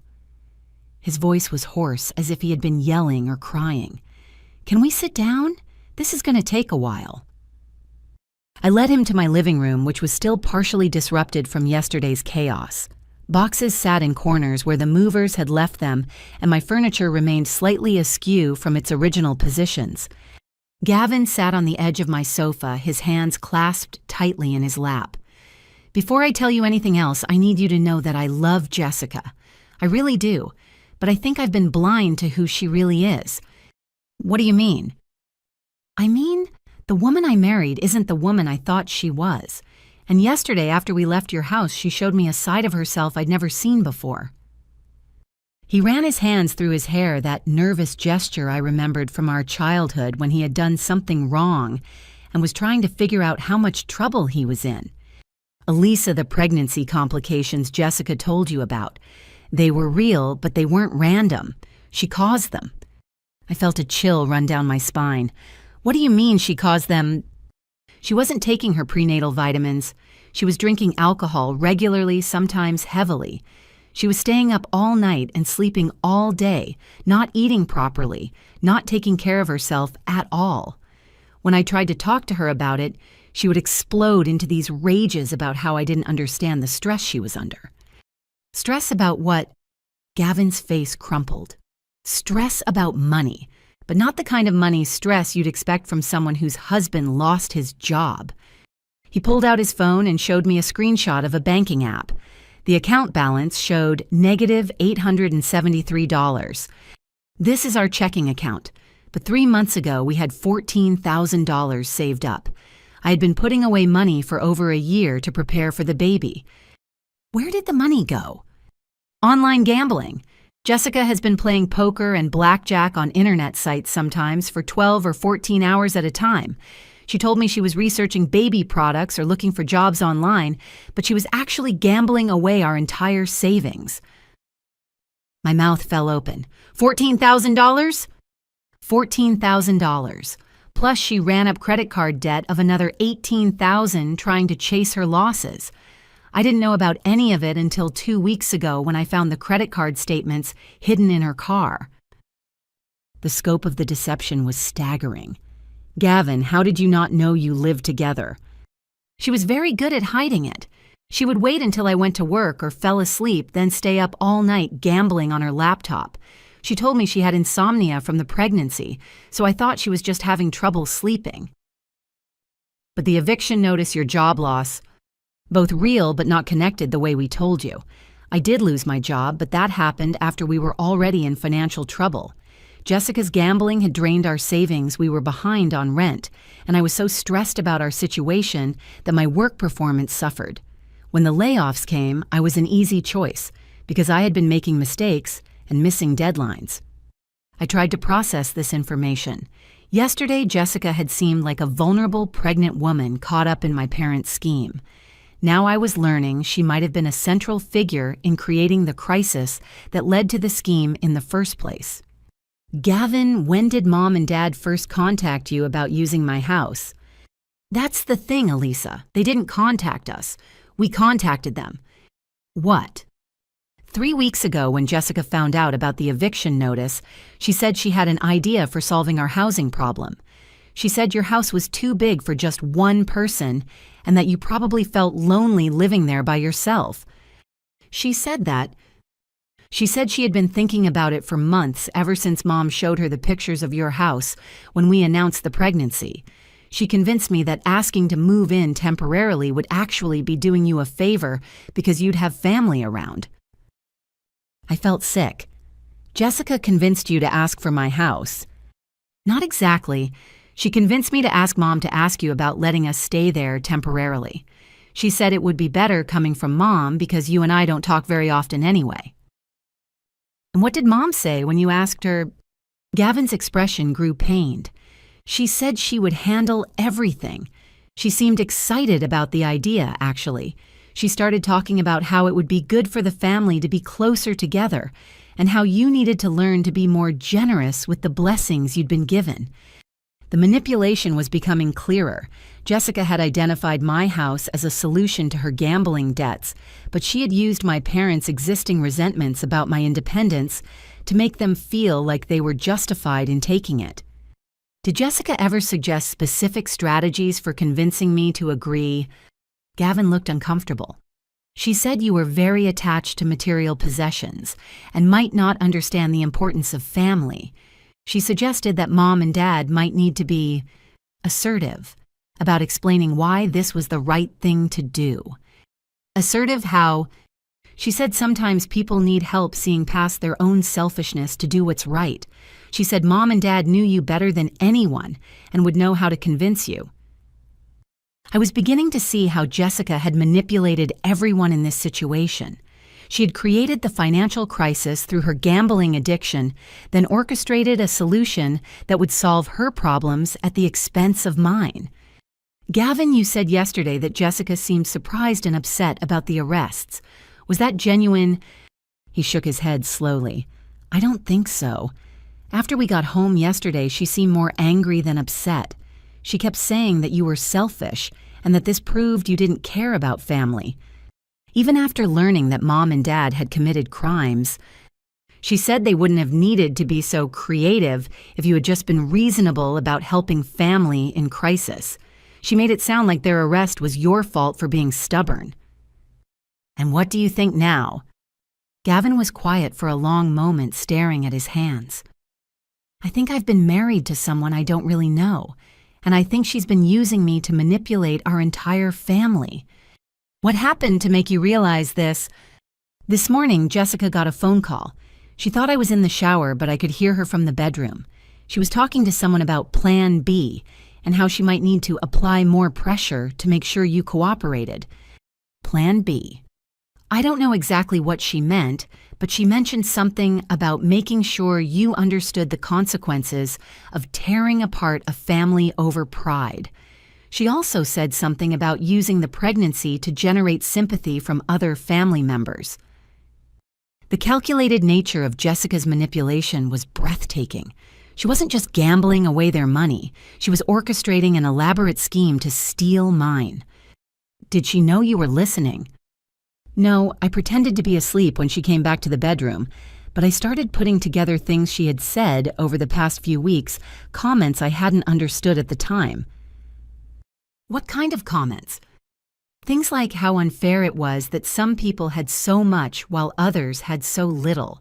How you didn't appreciate what you had because you'd never really struggled for anything. How families should share resources instead of hoarding them selfishly.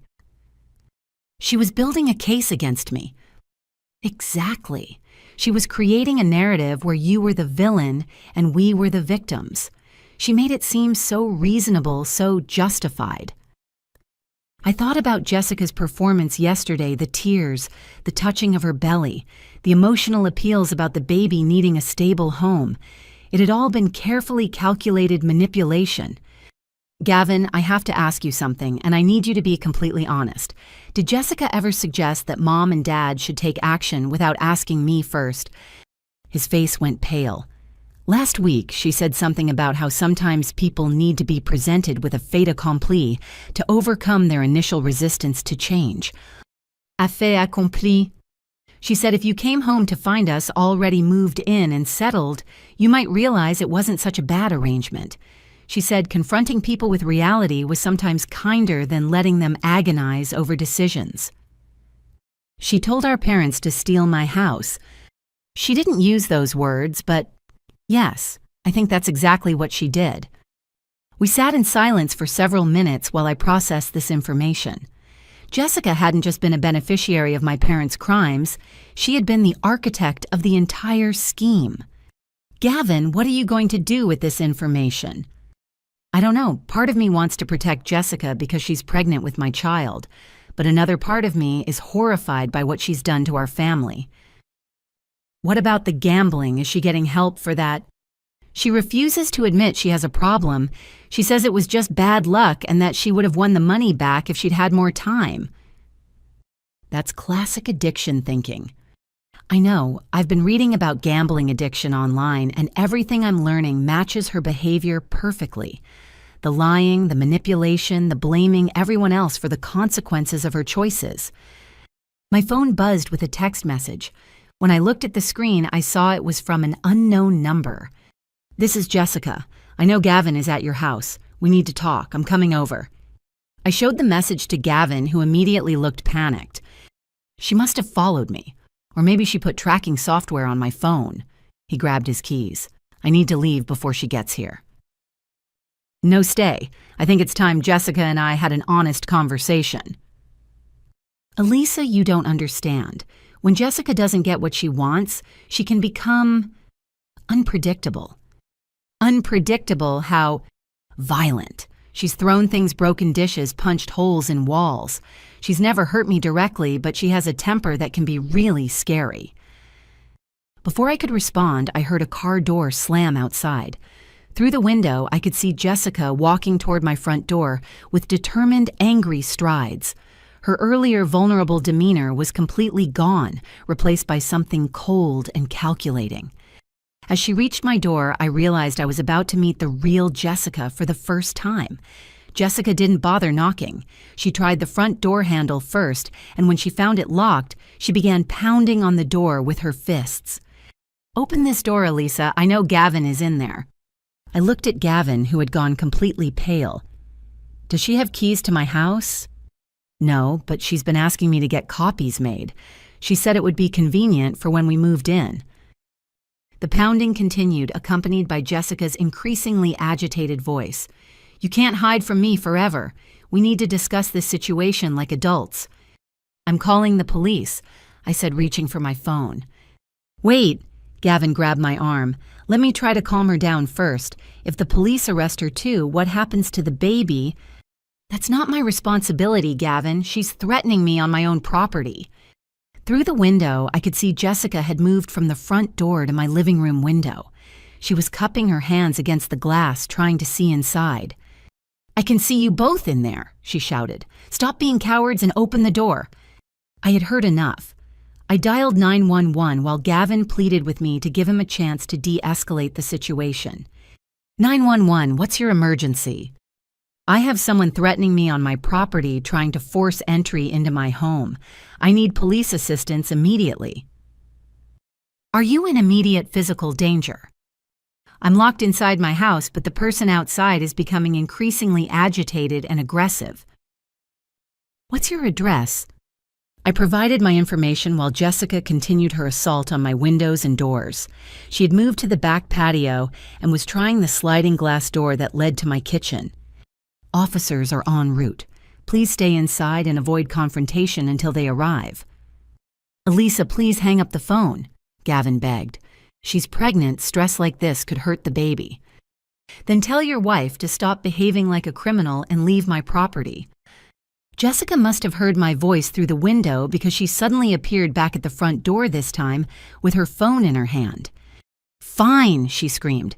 If you want to play hardball, we can play hardball. I'm calling every family member we have and telling them exactly what kind of person you really are. Within minutes, my phone started ringing with calls from extended family members. I didn't answer, but I could see the notifications piling up: Aunt Margaret, Cousin Dave, Uncle Tom, even my great-aunt Helen's sister Rose, who I hadn't spoken to in years. Jessica had activated the family gossip network as a weapon against me. She's telling them her side of the story first, Gavin said miserably. She's making you look like the villain who destroyed the family over greed. 2 police cars arrived within 10 minutes. Through my window, I watched Officer Martinez approach Jessica, who immediately switched from aggressive to vulnerable, placing her hand on her pregnant belly and affecting a trembling voice. I couldn't hear the conversation, but I could see Jessica gesturing toward my house while talking rapidly to the officers. She was clearly trying to position herself as the victim in this situation. Officer Thompson knocked on my front door. Ms. Morrison, it's Officer Thompson. Could you step outside, please? I opened the door to find Jessica standing next to the police cars, tears streaming down her face in what appeared to be a perfectly timed emotional display. Officer Thompson, this woman has been threatening me and trying to break into my house. Ma'am, Mrs. Morrison here says you're preventing her from seeing her husband and that you've been spreading lies about her family situation.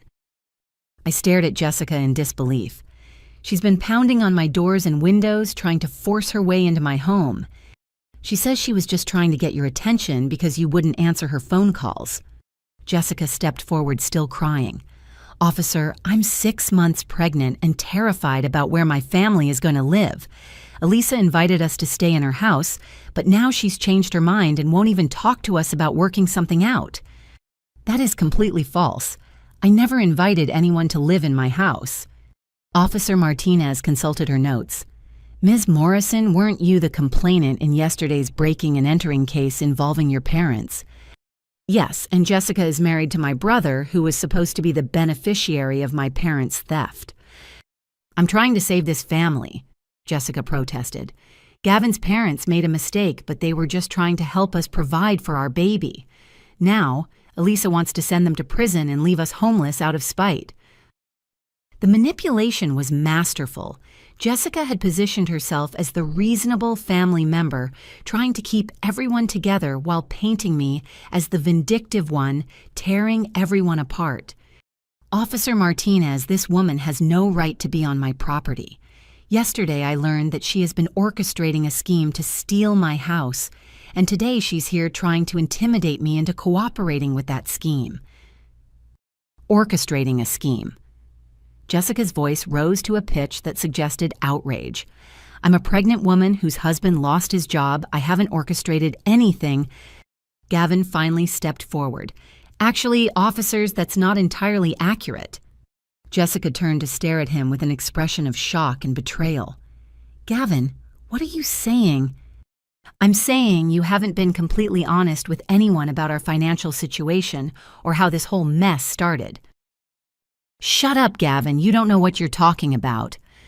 The mask was slipping. Jessica's vulnerable pregnant woman act was cracking under pressure. "Officers." Gavin continued, "My wife has been gambling online and has lost over $30,000 of our savings. She's the one who came up with the idea of asking to move into my sister's house, and she's the one who encouraged my parents to take action without getting Elisa's permission first." Jessica's face went through a rapid series of expressions: shock, rage, panic, and finally cold calculation. "That's a lie," she said flatly. "Gavin is having some kind of breakdown from the stress of unemployment. He's been making up stories and blaming me for problems that aren't my fault." Officer Thompson looked between them with obvious confusion. "Sir, are you saying your wife was involved in planning yesterday's incident?" "I'm saying she created the crisis that led to yesterday's incident, and then she manipulated my parents into believing they were helping solve a family emergency." "This is insane," Jessica exploded. "I'm 6 months pregnant. I can't even stay awake for more than a few hours at a time. How could I orchestrate some elaborate scheme?" "Because you've been staying awake all night, gambling instead of sleeping," Gavin replied quietly. The revelation hung in the air like a bomb that had just exploded.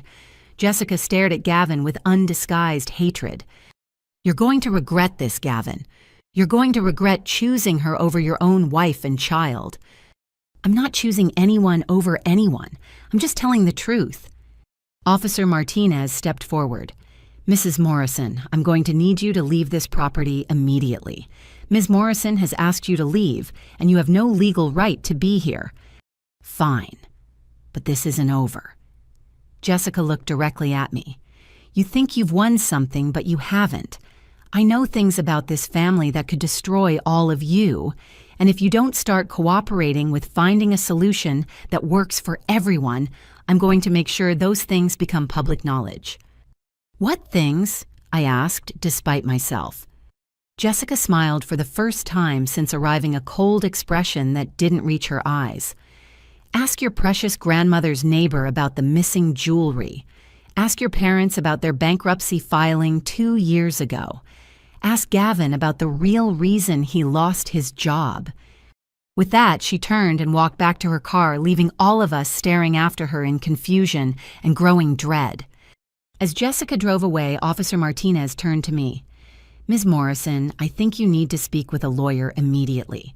This situation is becoming more complicated than a simple family dispute." "What do you mean?" "I mean, if this woman has been orchestrating fraud schemes and making threats, you need legal protection beyond what a restraining order can provide." Gavin looked devastated. "Elisa, I'm so sorry. I had no idea Jessica was capable of this level of manipulation." "We'll deal with family issues later," I said. "Right now I need to understand what kind of legal position I'm in." After the officers left, I called the law office of Sarah Williams, an attorney who specialized in family financial crimes. Her receptionist scheduled an emergency consultation for that afternoon. As I prepared for the meeting, I gathered every document I had found: the financial surveillance materials, the real estate communications, the quitclaim deed, and Eleanor's evidence about my grandmother's stolen money. But Jessica's parting words kept echoing in my mind. What missing jewelry? What bankruptcy filing? What was the real reason Gavin lost his job?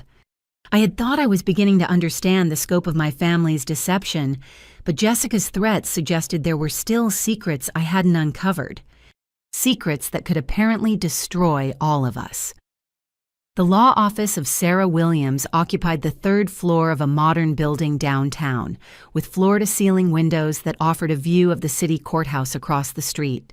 The symbolism wasn't lost on me as I sat in the waiting room, clutching my folder of evidence and trying to calm my racing heart.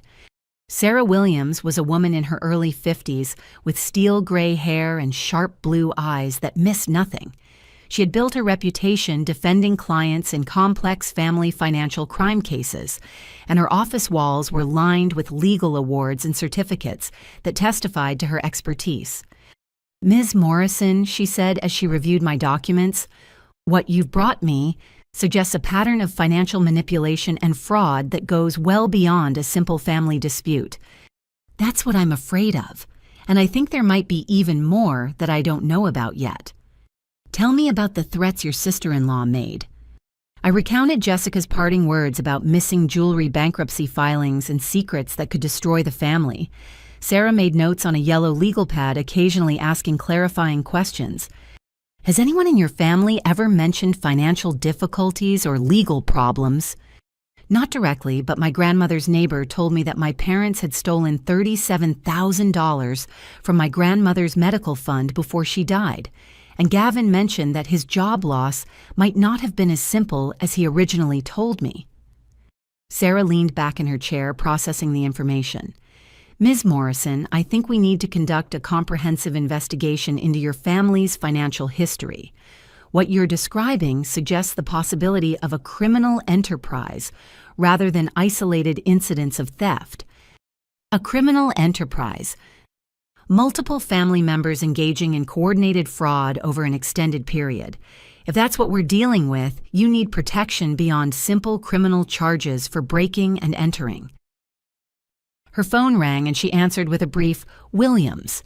After listening for a moment, she said, "Send him up immediately." "Ms. Morrison, that was my investigator. Your brother Gavin is downstairs asking to speak with you. He says he has information that's crucial to your case." "Should I talk to him?" "With me present, yes. If he's willing to provide testimony about the fraud scheme, it could strengthen your position considerably." Gavin appeared in Sarah's office doorway 5 minutes later, looking haggard and nervous. His clothes were rumpled, his hair uncombed, and he had the hollow-eyed appearance of someone who hadn't slept. "Elisa, thank you for agreeing to see me. I know you have every right to never trust me again." Sarah gestured for him to sit down. "Mr. Morrison, I'm Ms. Morrison's attorney. Anything you say here could potentially be used in legal proceedings. Do you understand that?" "Yes, and I want everything I'm about to tell you to be used if it helps protect Elisa from Jessica." "Protect me from Jessica how I asked." Gavin rubbed his face with his hands. "After Jessica left your house yesterday, she came home and told me that if I ever betrayed her like that again, she would destroy both of us. Then she showed me evidence that she's been planning this for much longer than I realized." "What kind of evidence?" "Photos, documents, recordings. Elisa, she's been investigating our entire family for months, collecting information that could be used as blackmail." Sarah leaned forward with interest. "Blackmail, how?" "She has photographs of me at my workplace doing things that could get me fired.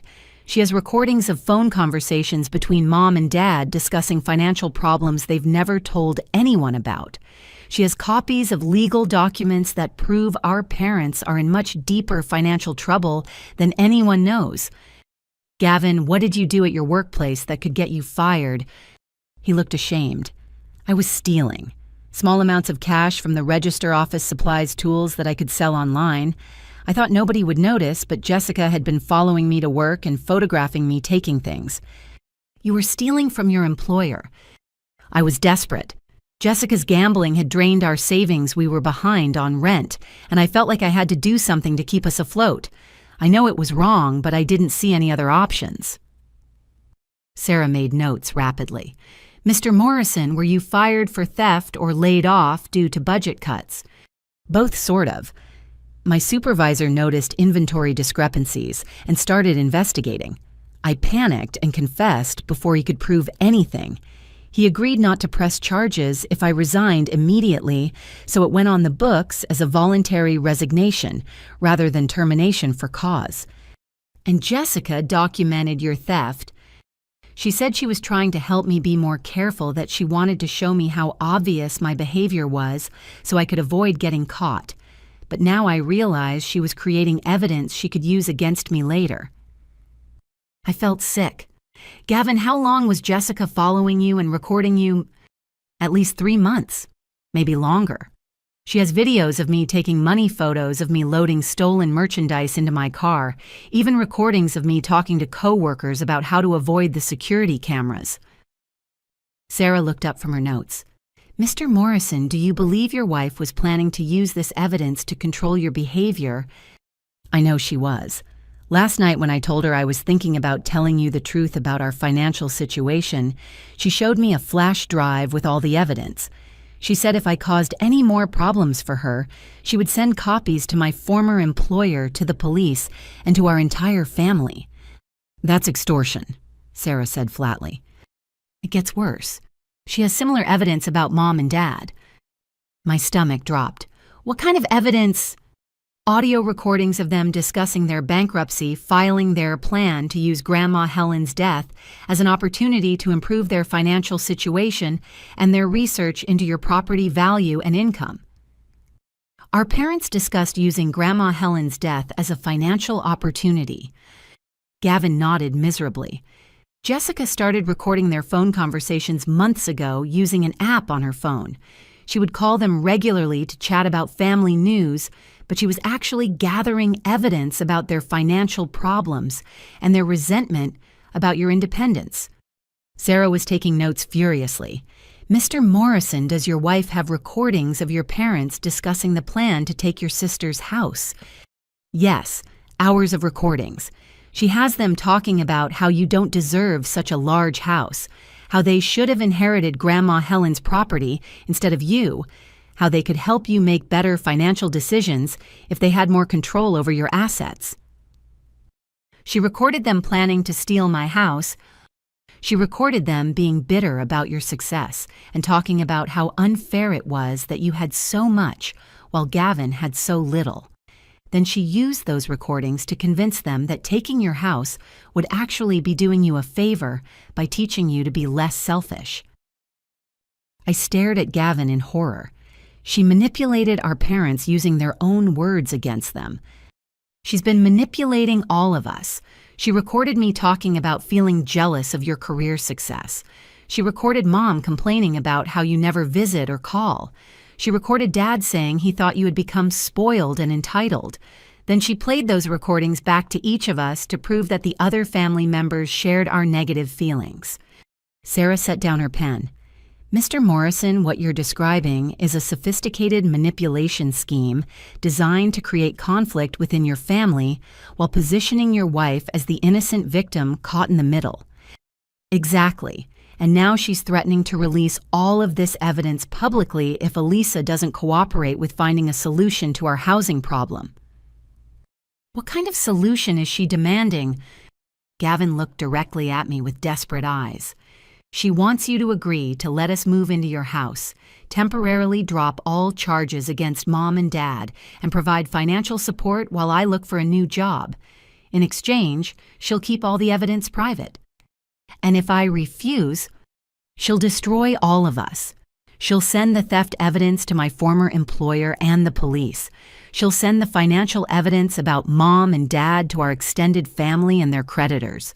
She'll release recordings that make all of us sound like terrible people conspiring against you. Sarah stood up and walked to her window, staring out at the courthouse across the street. Ms. Morrison, your sister-in-law, has created a situation where she holds all the leverage. She can destroy your family members' reputations and legal standing, while positioning herself as the victim of their failed scheme. So what are my options? We fight back. We gather our own evidence, we expose her manipulation tactics, and we turn her weapons against her. How? Sarah turned back to face us with a determined expression. We give her exactly what she's offering everyone else, the truth, but we make sure our version of the truth is documented, verified, and legally protected. What do you mean? I mean, we're going to investigate Jessica Morrison as thoroughly as she's investigated your family. And we're going to find evidence that proves she's been running a criminal enterprise disguised as family drama. For the first time in days, I felt a spark of hope. Jessica had been playing a game where she made the rules and held all the cards. But now I had a lawyer who understood how to change the rules entirely. The game was far from over. I left Sarah Williams' office feeling simultaneously overwhelmed and oddly empowered. Having a legal advocate who understood the complexity of what I was facing made an enormous difference, but the scope of Jessica's manipulation was still hard to comprehend. As I drove home through my familiar neighborhood, I found myself looking at everything differently, wondering how many other secrets were hiding behind the suburban facades. My phone had been buzzing constantly with calls and messages from family members who had apparently received Jessica's version of events. I had been ignoring them, but I knew I would eventually have to address the rumors she was spreading. The challenge was figuring out how to tell my side of the story without revealing the legal strategies Sarah and I were developing. As I turned onto Maple Street, I was surprised to see my neighbor Tom Chen standing in his front yard clearly waiting for me. Tom was a retired police detective in his 60s who had lived across the street for 15 years. We had always maintained a friendly but distant relationship, exchanging waves and brief conversations about weather and neighborhood news. I pulled into my driveway and walked across the street to where Tom was waiting. "Elisa, I hope you don't mind me approaching you like this, but I wanted you to know that several of us neighbors have been talking about what happened yesterday." My heart sank. I can imagine what people are saying. Actually, what people are saying might surprise you. We're concerned about the way your parents and that young woman have been behaving around here for months. Months. Tom nodded gravely. Your parents have been making regular visits to your house even when you weren't home. At first, we assumed they were helping with maintenance or checking on things while you traveled, but their behavior started seeming, systematic. Systematic how they would arrive with notebooks and cameras. They would spend hours inside sometimes with other people we didn't recognize. Last month, your mother brought a man in a suit who spent a long time measuring your yard and taking photos of your house from different angles. I felt a chill. Did you recognize the man? No, but he had the look of someone in real estate or construction. Professional, you know. He spent a lot of time on his phone while your mother pointed out different features of your property. This was exactly what Eleanor had described happening to my grandmother Patricia, bringing strangers to evaluate property without the owner's knowledge. Tom, did you ever see my sister-in-law Jessica during these visits? The pregnant woman, yes, several times. She would sit in the car for hours while your parents worked inside talking on her phone. My wife Susan started to notice her because she seemed to be arguing with someone during these phone calls. Lots of animated gestures and raised voices. Did you hear any of what she was saying? Susan did. She was working in our front garden one afternoon when the woman's voice got particularly loud. Susan heard her saying things like, "She'll never agree to it voluntarily," and "We need to present her with a situation she can't refuse."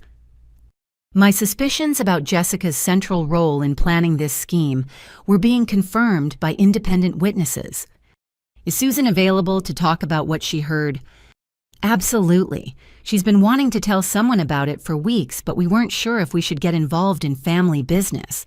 When we saw the police cars yesterday, we realized this was more serious than family drama.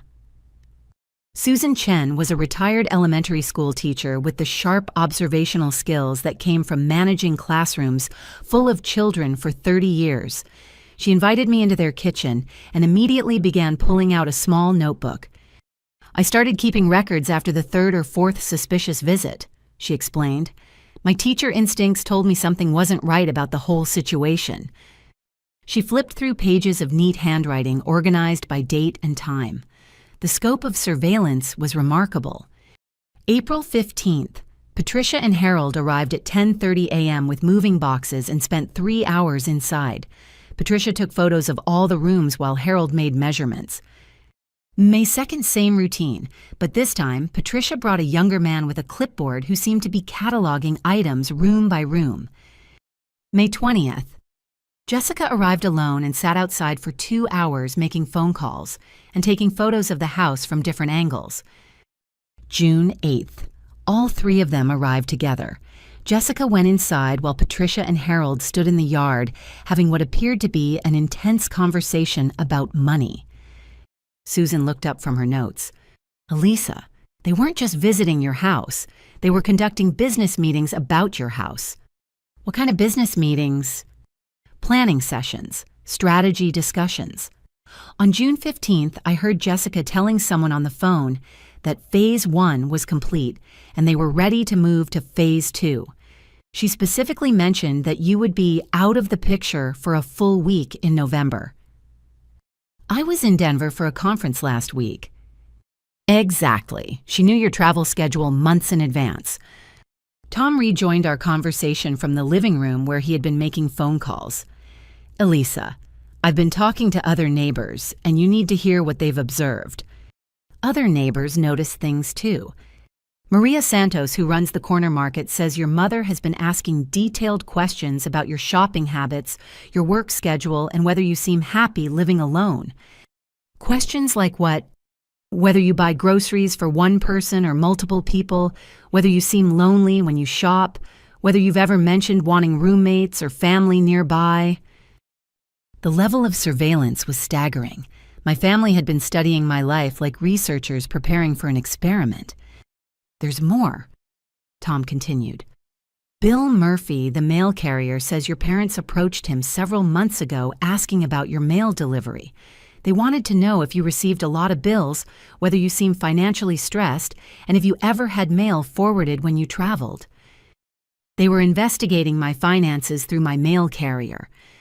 Susan nodded. It gets worse. Your mother told Maria Santos that you had asked her to help you find roommates because you were struggling with the mortgage payments. That's completely untrue.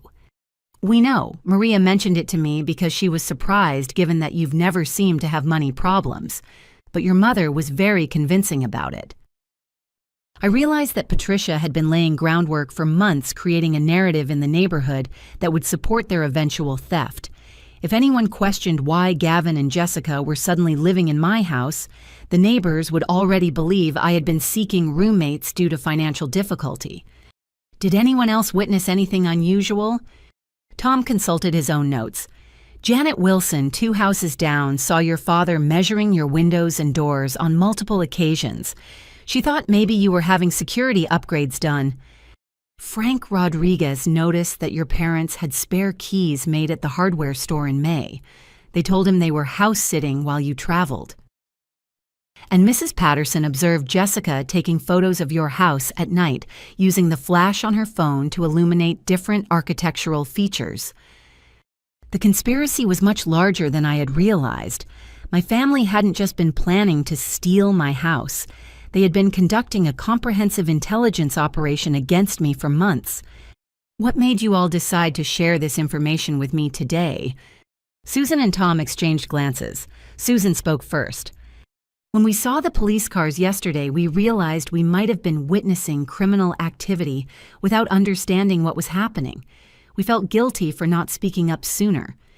Plus, Tom added, that young woman came back this afternoon and started going door to door telling neighbors that you had invited her family to live with you, but then changed your mind and called the police out of spite. She's still spreading lies about me. She's trying to turn the neighborhood against you. She told Maria that you had promised to help with the baby, but then decided you were too selfish to follow through. Susan shook her head in disgust. The manipulation is breathtaking. She presents herself as this vulnerable pregnant victim while painting you as a cruel, selfish person who would rather see her own family homeless than share your resources. But we've been watching this situation develop for months, Tom said. We know she's been part of the planning from the beginning. She's not a victim, she's an architect. Are you willing to provide this information to the police and my lawyer? Absolutely, Susan replied immediately. We should have spoken up months ago when we first realized something suspicious was happening. We won't make that mistake again. Tom nodded in agreement. I spent 30 years in law enforcement, and this has all the hallmarks of a sophisticated fraud scheme. Your family was planning to steal your property, but they were also creating documentation and witness testimony to make the theft appear legitimate. What do you mean? They were establishing a pattern of evidence that would support their story if anyone questioned their actions. Financial hardship, family crisis, generous sister, offering help that she later reneged on.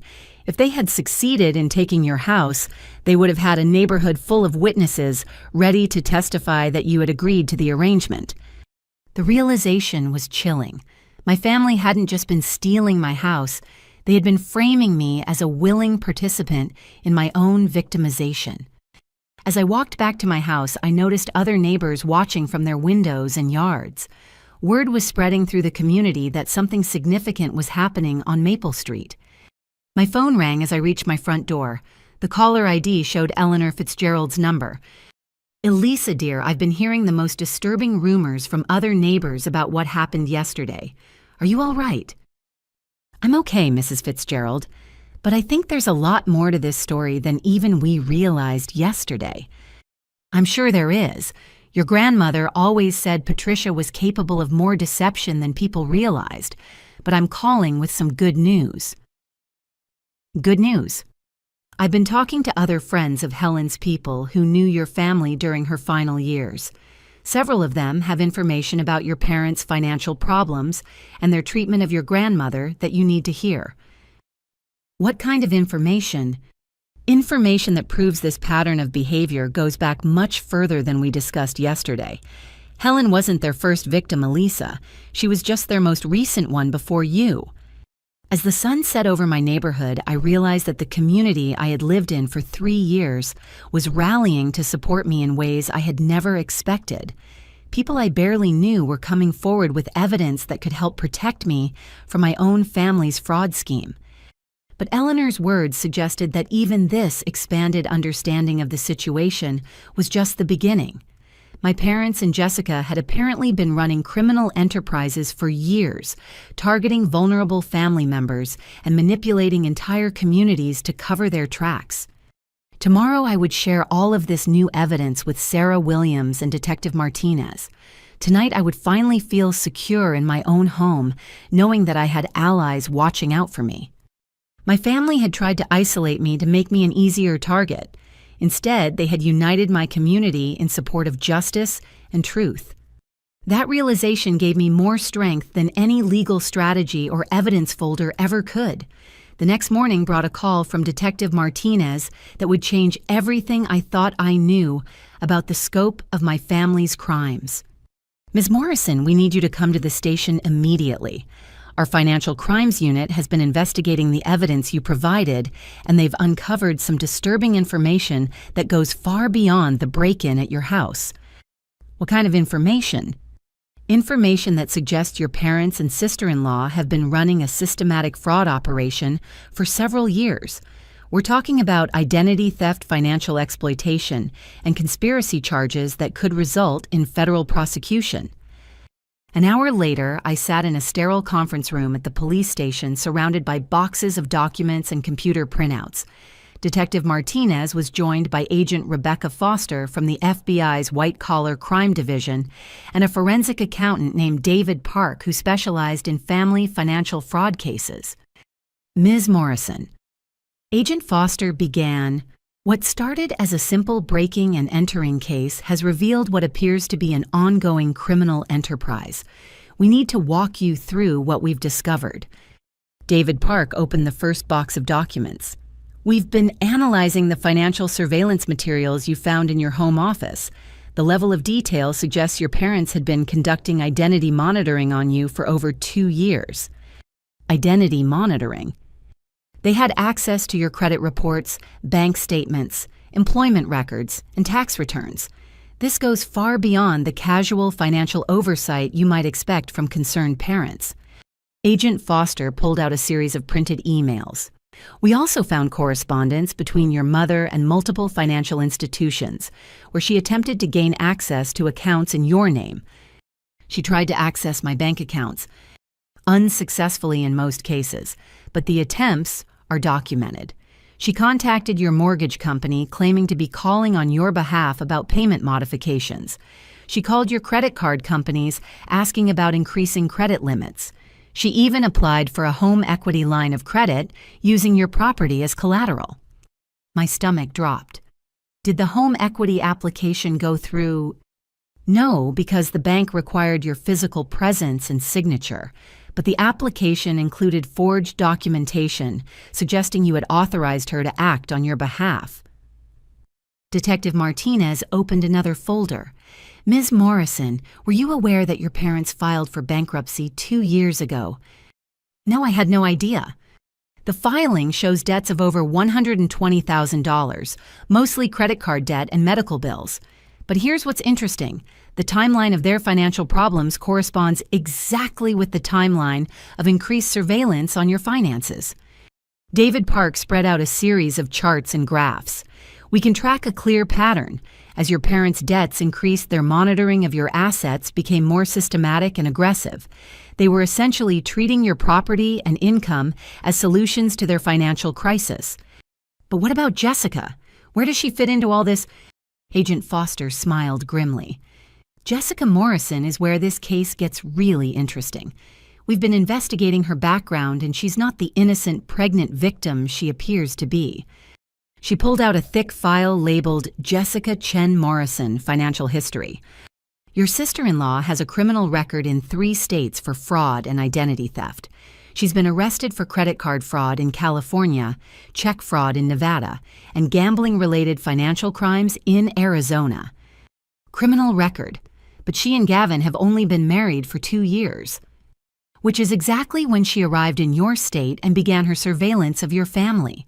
Ms. Morrison, we believe Jessica identified your family as targets and orchestrated her relationship with your brother specifically to gain access to your family's financial resources. The room seemed to spin around me. You're saying she married Gavin as part of a fraud scheme. We're saying she researched your family's financial situation before beginning a relationship with your brother. She knew about your property ownership, your parents' financial problems, and your grandmother's recent death before she ever met Gavin. Detective Martinez pulled out a series of photographs. These are surveillance photos from Jessica's previous fraud cases. She has a pattern of targeting families with real estate assets and elderly relatives with inheritances. David Park consulted his notes. In California, she convinced a boyfriend's family to let her manage their elderly father's finances. She stole $68,000 before disappearing. In Nevada, she married a man whose mother had recently inherited property. She manipulated the family into signing over power of attorney, then liquidated the assets and fled the state. In Arizona, she targeted a family dealing with a gambling addiction. She convinced them she could help solve their financial problems, then use their desperation to gain control of their assets. Agent Foster leaned forward.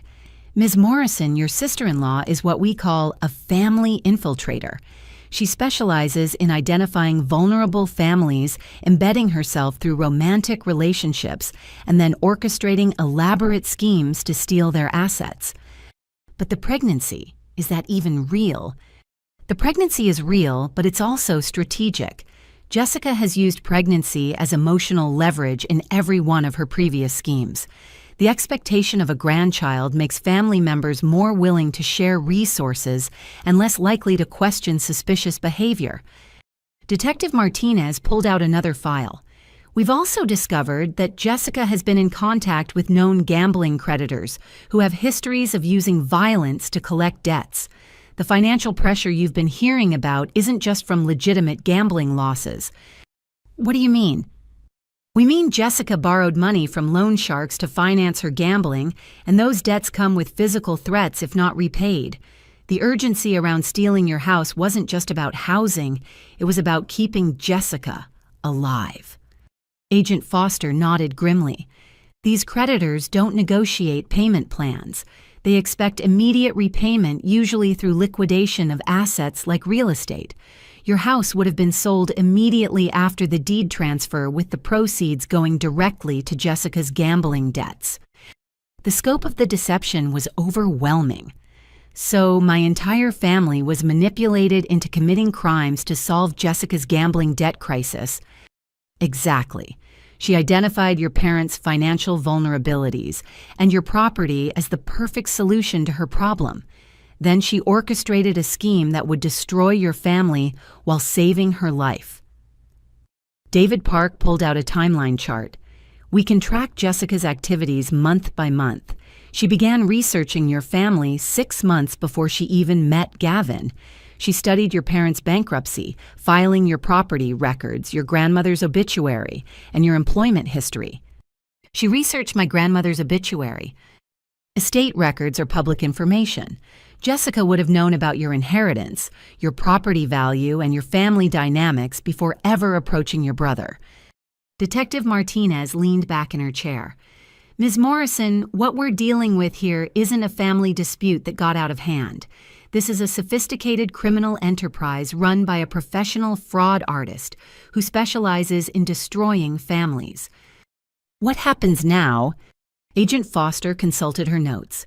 We're preparing federal charges against Jessica Morrison for identity theft conspiracy to commit fraud and racketeering.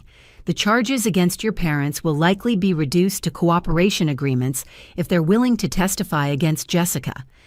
Cooperation agreements. Your parents were victims of Jessica's manipulation just like you were. The evidence suggests they genuinely believed they were helping solve a family crisis, not participating in a fraud scheme.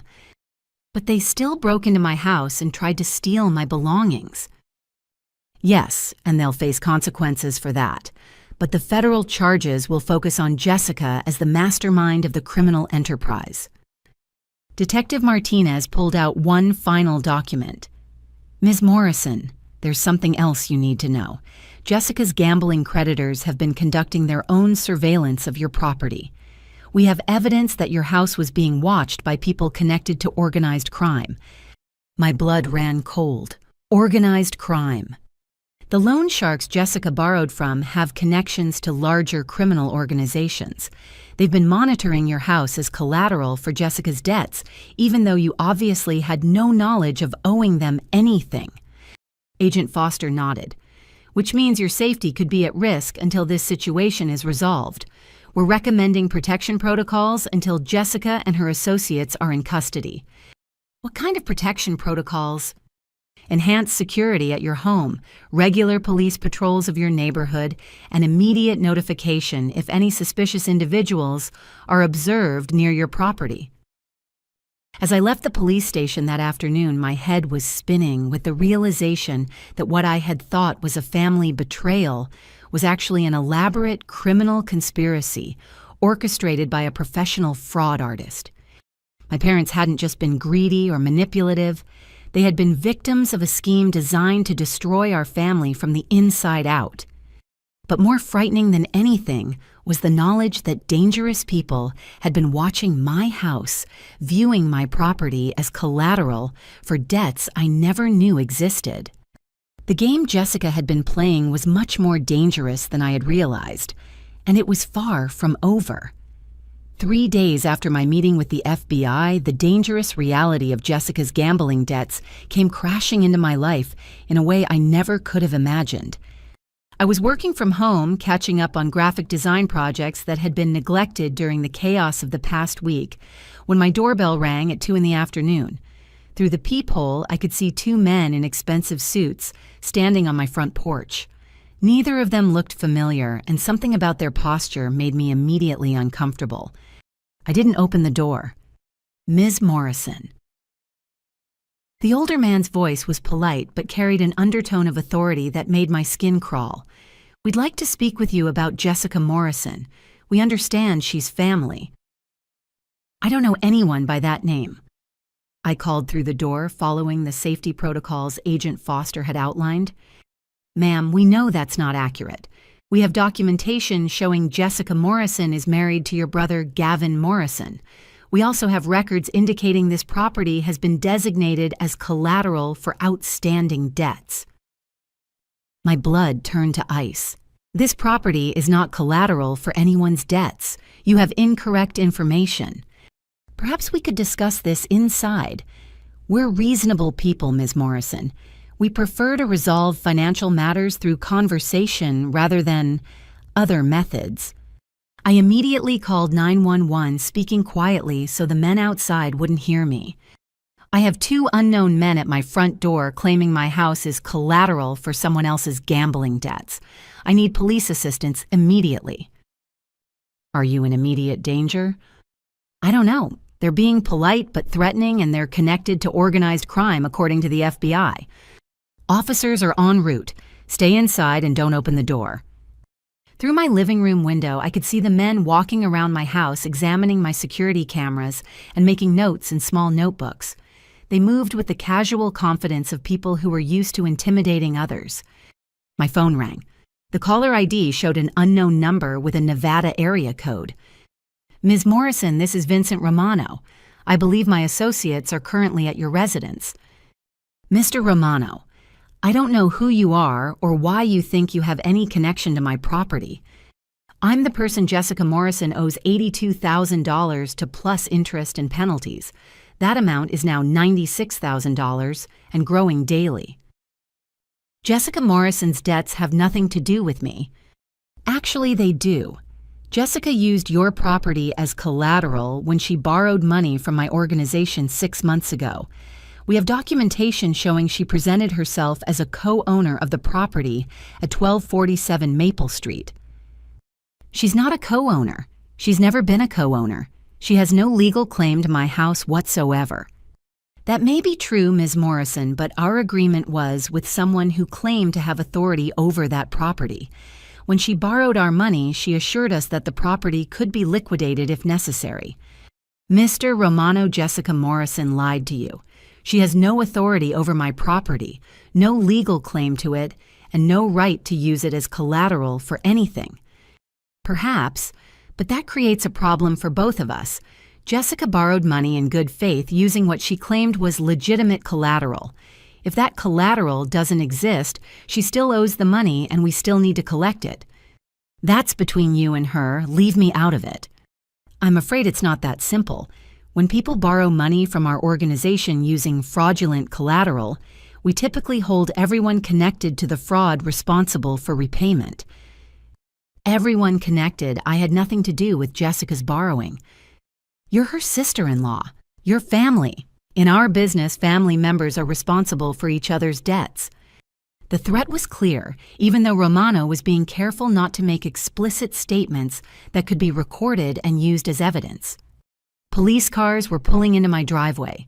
Through the window, I could see Romano's associates calmly walking back to a black sedan parked across the street. Mr. Romano, the police are here.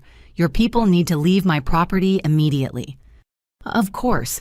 We're law-abiding citizens, Ms. Morrison. But this conversation isn't over. Jessica owes us money, and one way or another, that money will be repaid. The line went dead as Officer Thompson approached my front door. Ms. Morrison, are you all right? I'm okay, but I think I just received threats from organized crime figures connected to my sister-in-law's gambling debts. The men who were here, they're across the street in a black sedan. They claim my house is collateral for Jessica's gambling debts and that family members are responsible for repaying those debts. Officer Thompson immediately radioed for backup and approached the sedan. I watched from my window as he spoke with the two men for several minutes before returning to my house. Ms. Morrison, those men claim they're private investigators working on behalf of a financial services company. They showed me business cards and identification. Did the identification look legitimate? As far as I could tell, yes. But that doesn't mean their claims about your property are legitimate. Officer Thompson, the FBI, told me that Jessica Morrison has connections to loan sharks and organized crime. These men are probably not legitimate private investigators. We'll run their license plates and identification information through our databases. In the meantime, I'm going to recommend that you contact Agent Foster immediately and consider staying somewhere else until this situation is resolved. After the officers left, I called Agent Foster and reported the encounter. Her response was immediate and alarming. Ms. Morrison, Vincent Romano is a known associate of the Castellano crime family. He's been under federal investigation for loan sharking and extortion for 3 years. So these are definitely not legitimate debt collectors. Definitely not. And the fact that he contacted you directly means Jessica's debts are significant enough to warrant personal attention from high-level criminals. How much danger am I in? Significant danger. Romano's organization doesn't typically make social calls. They were assessing your property and your security measures. What do I do? First, you need to leave your house immediately. We're arranging protective custody until we can arrest Jessica and build a case against Romano's organization. Protective custody. A safe location with federal protection. Romano's people won't hesitate to use violence if they believe it will help them collect Jessica's debts. But why me? Why not Gavin? He's Jessica's husband. Because Gavin doesn't own property worth $96,000. You do. From their perspective, you're the logical target for debt collection. 2 hours later, I was sitting in an FBI safe house 30 miles outside the city, surrounded by federal agents, and trying to process the fact that my life had been completely upended by my sister-in-law's criminal activities. Agent Foster briefed me on the situation. We've been tracking Romano's organization for years, but we've never had solid evidence connecting them to specific crimes. Jessica's case gives us the opportunity to build a federal case against them. How? Jessica borrowed money using fraudulent collateral, which constitutes federal fraud. Romano's threats against you constitute extortion. If we can get Jessica to cooperate, we can use her testimony to prosecute the entire organization. Will Jessica cooperate? She doesn't have much choice. We arrested her 3 hours ago on federal fraud charges. She's looking at 15 to 20 years in prison unless she provides testimony against Romano. What about Gavin? Is he safe? We have Gavin in protective custody as well. Romano's people approached him at his workplace this morning with similar threats. How did this happen? How did Jessica get involved with these people? Agent Foster consulted her notes. Jessica met Romano 6 months ago at an illegal gambling establishment in Nevada. She lost $30,000 in a single night and convinced Romano to loan her money to continue gambling. She borrowed money to chase gambling losses. Classic gambling addiction behavior. She convinced herself she could win back her losses if she just had more money to bet with. And she used my house as collateral without my knowledge. She presented Romano with photographs of your property, copies of your property deed, and false documentation, suggesting she had legal authority to use the property as collateral. Where did she get copies of my property deed? Your parents provided them. They thought they were helping Jessica research housing options for your brother's family. They had no idea she was using the documents to secure loans from criminals. The manipulation was staggering. Jessica had used my parents' access to my property documents to commit fraud against organized crime, then manipulated my entire family into stealing my house to cover her crimes. Agent Foster, how long will I need to stay in protective custody? Until we can arrest Romano and his associates. We're hoping Jessica's testimony will give us enough evidence for federal racketeering charges. And if Jessica doesn't cooperate, Agent Foster's expression was grim. Then Romano will continue to view your property as legitimate collateral, and your family will remain in danger indefinitely. As night fell over the safe house, I realized that Jessica's crimes had endangered not just our family's relationships, but our lives. Her gambling addiction had connected us to dangerous people who wouldn't hesitate to use violence to collect what they believed was owed to them. The stakes of this situation were higher than I had ever imagined.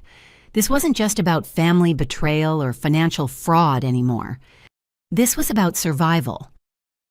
5 days into protective custody, I received a call from Sarah Williams with news that would fundamentally change the trajectory of the case. Elisa, your parents have agreed to a plea bargain that includes full cooperation with the federal investigation. They're going to testify against Jessica in exchange for reduced charges. What kind of reduced charges? Community service restitution payments and mandatory financial counseling. They'll avoid jail time if they provide complete testimony about how Jessica manipulated them into participating in the house theft. I was sitting in the sterile living room of the FBI safe house, watching federal agents monitor security cameras and communication systems. The past week had felt like living in a spy movie, except the danger was real and the consequences were permanent. Sarah, Are you saying my parents are finally willing to admit they were manipulated? More than that. They're willing to admit they were victims of a sophisticated fraud scheme. Your mother broke down during questioning yesterday and revealed the full scope of Jessica's emotional manipulation. What do you mean? Jessica convinced your parents that you had asked her to approach them about the housing situation. She told them you were too embarrassed to ask for help directly, but that you really wanted family nearby. She made them believe I wanted them to take my house. She made them believe you wanted to help but were too proud to admit it. She showed them edited text message conversations and fake emails that made it appear you had been discussing the situation with her privately. The manipulation was even more elaborate than I had realized. Fake emails. Jessica had created a Gmail account using a variation of your name and had been sending emails to herself pretending to be you.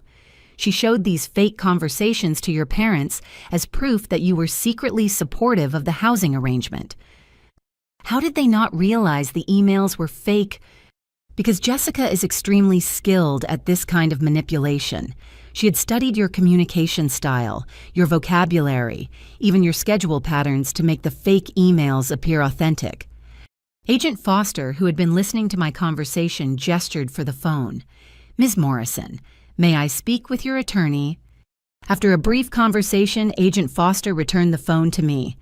Elisa, your parents' testimony is crucial for our case against Jessica and Romano's organization, but they want to speak with you personally before agreeing to testify. They want to speak with me. They want to apologize and explain how they were manipulated. They also have information about Jessica's activities that could help us locate additional evidence. What kind of information? Sarah's voice came back through the phone. Information about Jessica's other victims. Your parents believe Jessica has been running similar schemes against other families. Other families? Families with property assets and vulnerable elderly relatives. Your parents think Jessica has been targeting multiple families simultaneously using the same manipulation tactics. Agent Foster nodded. If that's true, we could have a much larger case than we initially realized. Jessica might be responsible for defrauding dozens of families over several years. So you want me to speak with my parents? We want you to consider it. Their information could help us protect other potential victims and build a stronger case against Jessica's entire operation. 2 hours later, I found myself in a secure conference room at the FBI field office sitting across from my parents for the first time since watching them get arrested in my living room. Patricia looked like she had aged 10 years in the past week.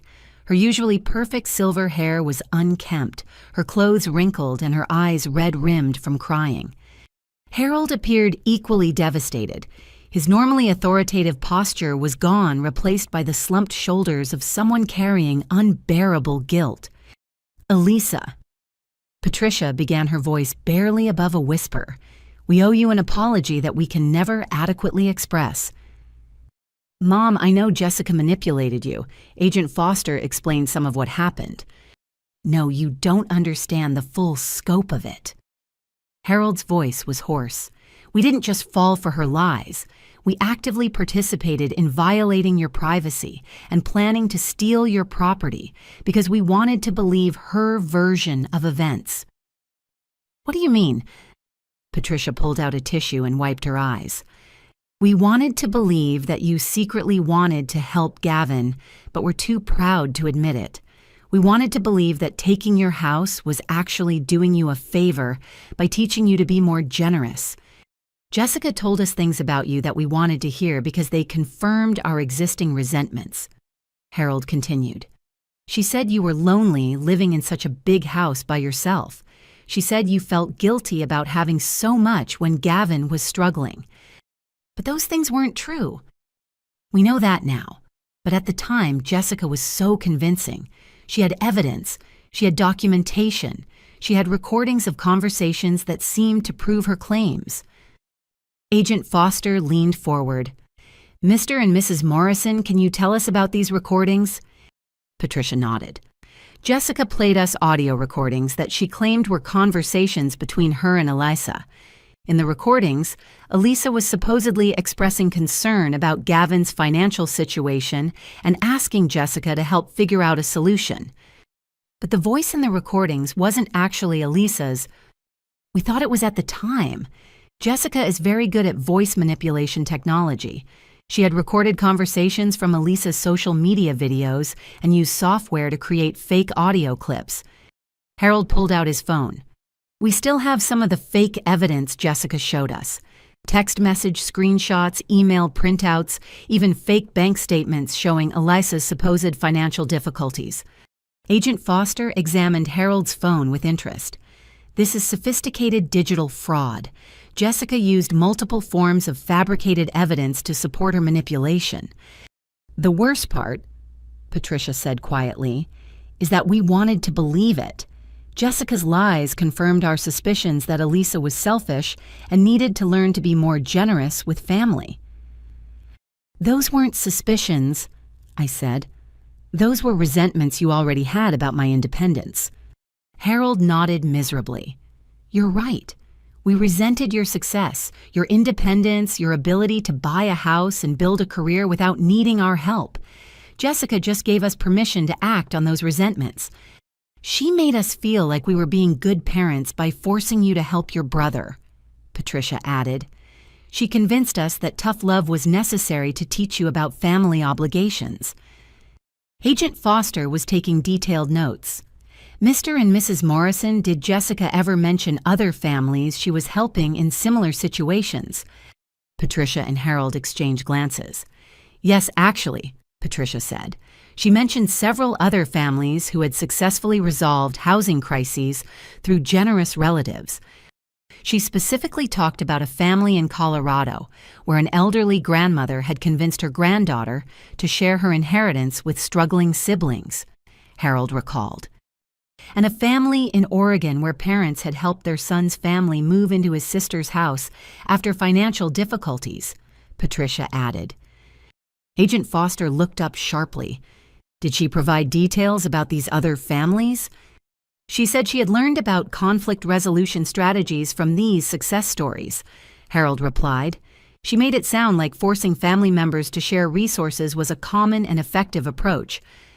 What Jessica was describing sounds like patterns of fraud similar to your situation, Agent Foster said. She may have been telling you about her other victims while presenting them as success stories. I felt sick. You're saying Jessica has been destroying other families the same way she destroyed ours. That's exactly what we're saying, and your parents' testimony could help us identify and contact those other victims. Patricia leaned forward earnestly. Elisa, we know we can never undo what we did to you, but if our testimony can help prevent Jessica from victimizing other families, maybe we can accomplish something positive from this nightmare. What exactly would your testimony involve? Harold consulted notes he had prepared. Complete documentation of Jessica's manipulation tactics, copies of all the fake evidence she provided, detailed timelines of how she convinced us to violate your privacy and plan the house theft.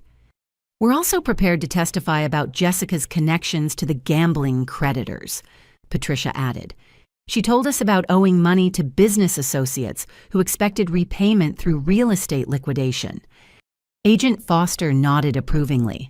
That testimony could be crucial for prosecuting Romano's organization. There's something else, Harold said quietly. Jessica mentioned that she had backup plans in case the house theft didn't work. She had researched other properties owned by family members that could serve as alternative collateral. Other properties. Your Uncle Tom's farm in Pennsylvania, your cousin David's condo in Florida. Jessica had been conducting financial surveillance on our entire extended family, looking for assets that could be used to pay her gambling debts. The scope of Jessica's criminal enterprise was staggering. She hadn't just targeted our immediate family, she'd been planning to victimize our entire extended family network. Agent Foster. I said, if my parents cooperate fully with your investigation, what happens to Jessica? With their testimony, plus the evidence we've gathered about her previous fraud schemes and her connections to Romano's organization, Jessica is looking at federal charges that could result in 25 to 30 years in prison. And Romano, if we can prove he was using intimidation tactics to collect on fraudulent loans, he could face federal racketeering charges. I looked at my parents, seeing them clearly for the first time in years. They weren't master criminals or evil conspirators. They were flawed, resentful people who had been expertly manipulated by a professional fraud artist. "I'll support your cooperation with the investigation," I told them, "but our family relationship is going to require a lot of work to repair." Patricia began crying again. "We understand. We'll do whatever it takes to earn your trust back, even if it takes the rest of our lives." Harold nodded. "We destroyed the most important thing we had, our relationship with our daughter, but maybe we can help prevent Jessica from destroying other families too." As we left the FBI office that afternoon, I realized that my parents' decision to cooperate with the investigation marked the beginning of a very long journey toward family healing. But for the first time since this nightmare began, justice seemed possible. The breakthrough in the federal investigation came exactly 1 week later, when Jessica's gambling addiction finally led to her complete downfall. I was in protective custody when Agent Foster called with news that would change everything. Jessica Morrison attempted to flee the country this morning. She was arrested at the airport carrying fake identification and $73,000 in cash. $73,000. Where did she get that much money? She liquidated assets that belonged to other victims. We've traced the money to at least 6 different families across 4 states. Jessica has been running multiple fraud schemes simultaneously. The scope of her criminal enterprise was far beyond what anyone had imagined. Agent Foster arranged for me to meet with Gavin, who'd been cooperating with investigators since his own arrest 3 days earlier. Gavin looked like a completely different person than the desperate man who had pleaded for my help just 2 weeks ago. The weight of understanding Jessica's true nature had transformed him from an enabler into someone determined to help expose the full scope of her crimes. "Elisa, I need you to know that I've been lying to you about my relationship with Jessica from the very beginning." We sat in the same FBI conference room where I had reconciled with our parents, but this conversation felt different. Gavin's honesty was cutting through years of deception and manipulation. "What do you mean?" "I mean, I knew Jessica had financial problems before we got married. I knew she had been involved in questionable activities in other states. I married her anyway because I was lonely and convinced myself that love could change her." "You knew she was a criminal." "I knew she had been arrested for fraud in California.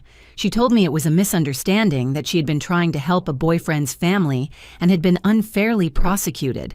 I wanted to believe her story because I was in love with the person I thought she was." "But you didn't know about her targeting our family specifically." Gavin shook his head. "Not initially. But about 6 months ago, I started noticing that she knew things about you and our parents that I had never told her. Details about your income, your house, your travel schedule." "What kind of details?" "She knew exactly how much your mortgage payment was, even though I had never mentioned it. She knew about Grandma Helen's will and your inheritance, even though we had never discussed it. She knew about Mom and Dad's financial problems, even though they had never told anyone." "And you didn't think that was suspicious?" "I was scared to think too hard about it. By that time, Jessica was pregnant and I was terrified of losing her. I convinced myself that families talk about these things, and maybe she had just been paying closer attention than I had." Agent Foster consulted her notes. "Mr. Morrison, when did you first realize your wife was actively planning to steal your sister's property?" "The night before the moving trucks arrived. Jessica was on the phone very late talking to someone about finalizing the transfer and making sure the timeline was maintained.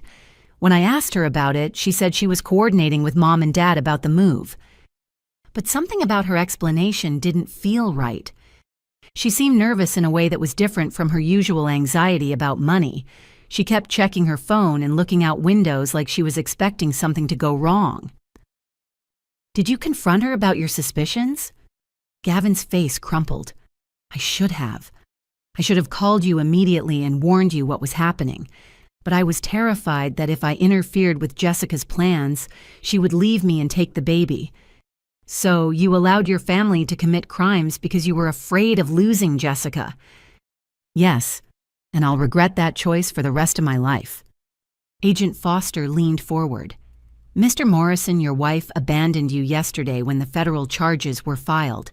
She emptied your joint bank account and attempted to flee the country without informing you of her plans. I know. She left me a note saying that I was too weak to handle the real world and that she needed to protect herself and the baby from my family's dysfunction. How do you feel about her abandonment? Gavin was quiet for several minutes. When he finally spoke, his voice was steady and clear. Relieved. For the first time in 2 years, I feel like I can think clearly without constantly worrying about Jessica's emotional state or financial crisis. I can see how completely she had manipulated my thinking and my loyalties. What do you see now that you couldn't see before?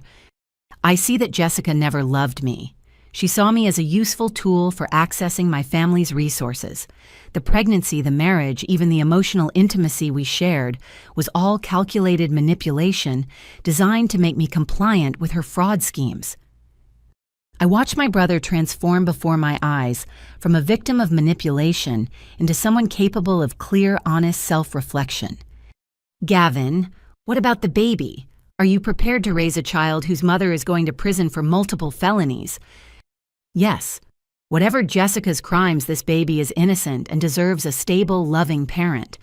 I'm prepared to seek full custody and provide the kind of family stability that Jessica never experienced. Agent Foster smiled approvingly. Mr. Morrison, your cooperation with our investigation has been crucial.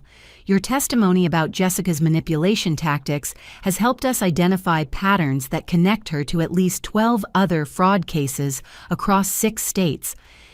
12 other families that Jessica targeted using similar manipulation strategies.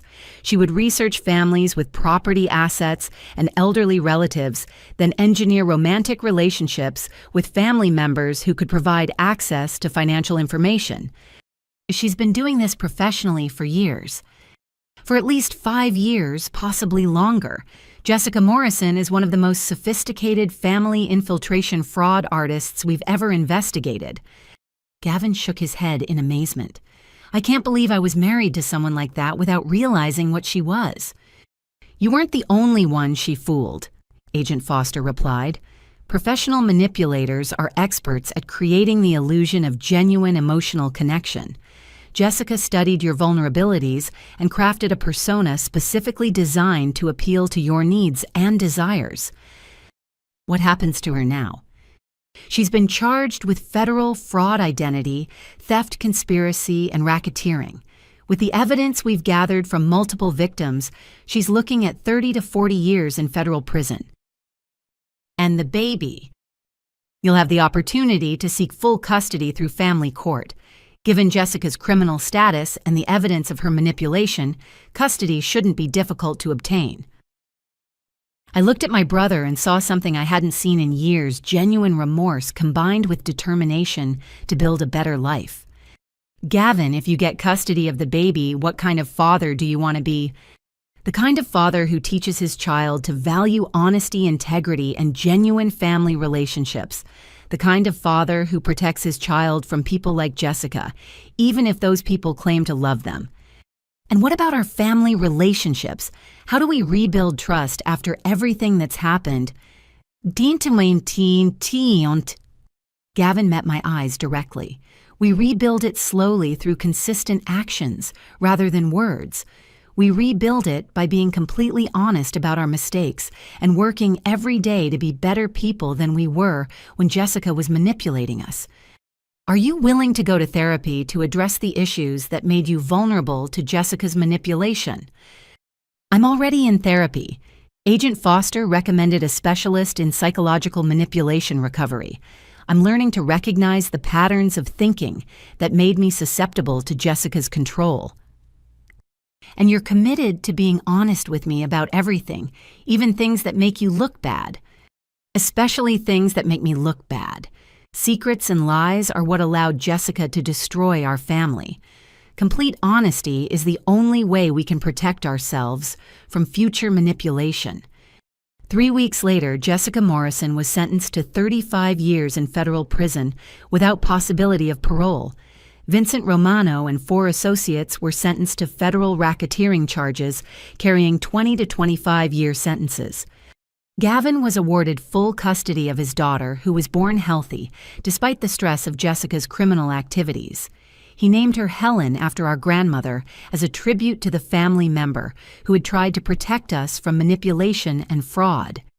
Our parents completed their community service requirements and began family therapy sessions designed to address the resentments and vulnerabilities that Jessica had exploited. As for me, I finally felt safe returning to my house on Maple Street, protected by the knowledge that Jessica and her criminal associates would never again be able to threaten my family or my property. The house felt different now, not because of any physical changes, but because it was no longer just my refuge from the world. It had become the foundation for rebuilding genuine family relationships based on honesty, respect, and mutual support, rather than manipulation and exploitation.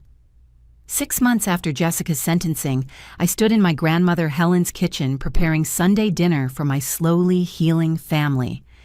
The afternoon sunlight streamed through the windows I had cleaned that morning, illuminating the dining table where 4 generations of my family had shared meals, arguments, celebrations, and now the careful work of rebuilding trust. My house had been transformed from a symbol of division into a gathering place for genuine reconciliation. Patricia and Harold arrived promptly at 3 p.m., carrying a casserole dish and wearing the subdued expressions of people still learning to navigate relationships built on honesty rather than manipulation. "Elisa, dear," Patricia said, setting her contribution on the counter, "thank you again for inviting us. I know these dinners aren't easy for any of us." "They're necessary," I replied, stirring the sauce for the pasta. "Family healing doesn't happen through avoidance." Gavin arrived 20 minutes later with 8-month-old Helen strapped to his chest in a baby carrier. Fatherhood had transformed him in ways that went far beyond the obvious physical changes. His shoulders were broader, his posture more confident, and his eyes held a clarity that had been missing for years. "How's my favorite niece?" I asked, gently stroking Helen's soft cheek. "She's been asking about her Aunt Elisa all week," Gavin said with a grin. "Well, not in words yet, but I can tell." Baby Helen gurgled happily, reaching for my hair with tiny fingers that seemed to find everything fascinating. Watching my brother interact with his daughter, I could see how completely he had embraced the responsibility of breaking the cycle of manipulation and dysfunction that had characterized our family for so long. "Any word from Jessica's lawyer about the custody appeal?" Harold asked as we settled around the dining table. "The appeal was denied," Gavin replied matter-of-factly. "Jessica's conviction for defrauding multiple families made the custody decision straightforward. Helen will grow up without ever being subjected to her mother's manipulation." "I'm sorry that Helen will grow up without knowing her mother," Patricia said quietly. "No matter what Jessica did, every child deserves to know both parents." "No," Gavin said firmly. "Every child deserves to know loving, honest parents. Jessica is a professional manipulator who destroyed multiple families for financial gain. Helen deserves protection from that kind of toxicity, even if it means growing up with difficult questions about her mother." The conversation might have been uncomfortable 6 months ago, but our family therapy sessions had taught us to address difficult topics directly rather than avoiding them through politeness. Speaking of therapy, I said, "Dr. Martinez wants to see all of us together next week to discuss our progress with trust rebuilding exercises." Harold shifted uncomfortably in his seat. "Those exercises are challenging. Yesterday, she had your mother and me write letters acknowledging every boundary we violated during the Jessica situation." "How many boundaries did you identify?" I asked. Patricia consulted a small notebook she had been carrying to therapy sessions. 17 major violations, including financial surveillance, property invasion, emotional manipulation, and conspiracy to commit theft. 17 major violations in less than 6 months, I repeated. That's a significant pattern of behavior. It is, and acknowledging that pattern is helping us understand how easily we were manipulated by Jessica. She didn't create our willingness to violate your autonomy. She just gave us permission to act on existing resentments. Harold nodded. Dr. Martinez helped us see that Jessica was successful because we already believed you were selfish and needed to be taught lessons about family obligation. She just provided the framework for acting on those beliefs. And how do you feel about those beliefs now? Patricia set down her fork and looked directly at me. I feel ashamed that I ever thought your success and independence were character flaws rather than admirable achievements. I feel horrified that I was willing to steal your security to prove a point about family loyalty. More than that, Harold added, I feel grateful that you've given us the opportunity to rebuild our relationship based on respect for who you actually are, rather than resentment about who we thought you should be. Baby Helen chose that moment to reach across the table toward the centerpiece, babbling happily and completely oblivious to the serious conversation happening around her. Her innocent joy provided a perfect reminder of why this difficult work was worthwhile. Uncle Tom stopped by yesterday. I mentioned referring to my neighbor who had provided crucial testimony during the investigation. He wanted you both to know that the entire neighborhood supports your efforts to make amends for what happened. The neighborhood knows about our therapy, Patricia asked with concern. The neighborhood knows that you're taking responsibility for your actions and working to repair the damage you caused. They also know that Jessica manipulated our entire family, not just you. What do they think about the manipulation? They think Jessica was one of the most dangerous people they've ever encountered. Mrs. Fitzgerald told me yesterday that Jessica reminds her of con artists she used to read about in crime novels, except Jessica was targeting families instead of individual victims. Gavin adjusted Helen's position in his arms. Have you heard anything about Jessica's other victims? Agent Foster called last week with an update. They've identified 16 families across 8 states that Jessica defrauded using similar tactics. The total financial damage is estimated at over $2 million. $2 million. Harold whistled low. We had no idea we were involved with someone operating at that level. Jessica was running a criminal enterprise disguised as family drama. She specialized in identifying families with property assets and elderly relatives, then engineering romantic relationships or friendships that would give her access to financial information. How many other families had their relationships destroyed like ours? Agent Foster said at least 6 families have reported permanent estrangement between family members as a result of Jessica's manipulation. Some of those families may never recover from the damage she caused. Patricia wiped her eyes with her napkin. Knowing that we contributed to Jessica's ability to hurt other families makes our responsibility even heavier. But knowing that you've helped expose her operation and prevent future victims makes your cooperation meaningful, I pointed out. Your testimony was crucial for securing her conviction. It's not enough to balance what we did, but it's a start, Harold acknowledged. After dinner, we moved to the living room where I had arranged photo albums spanning 3 generations of family history. This had become part of our Sunday routine, looking through old pictures and sharing memories that predated the manipulation and conflict. Look at this, Gavin said, pointing to a photograph of our family at Christmas when we were children. We look genuinely happy. We were genuinely happy, Patricia replied, before life became so complicated. Life didn't become complicated, I corrected gently. We became dishonest with each other. We started keeping secrets, harboring resentments, and avoiding difficult conversations until those problems festered into major conflicts. And that made us perfect targets for Jessica's manipulation, Harold observed. She exploited existing family dysfunction rather than creating new problems. Baby Helen had fallen asleep in Gavin's arms, her tiny fist curled around his finger. Watching him gaze down at his daughter with complete devotion, I could see his determination to provide her with the kind of family stability that none of us had experienced. "What kind of family do we want to be for Helen?" I asked. "Honest," Gavin said immediately, even when honesty is uncomfortable or inconvenient. "Supportive without being controlling," Patricia added. "We want to help each other without trying to manage each other's choices." "Respectful of boundaries," Harold contributed. "We want to be close without being invasive." "And vigilant against manipulation," I concluded. "We want to protect each other from people who would try to exploit our love for personal gain." As my parents prepared to leave that evening, Patricia turned to me with an expression of maternal concern that felt genuine rather than manipulative. "Elisa, are you happy? Really and truly happy? Not just relieved that the crisis is over, but actually content with your life?" I considered her question carefully. 6 months ago, I would have deflected or given a superficial answer. Now, our commitment to honesty required a more thoughtful response. "I'm happier than I've ever been. Not because my circumstances are perfect, but because I'm finally part of a family that values truth over manipulation, respect over control, and genuine love over obligation."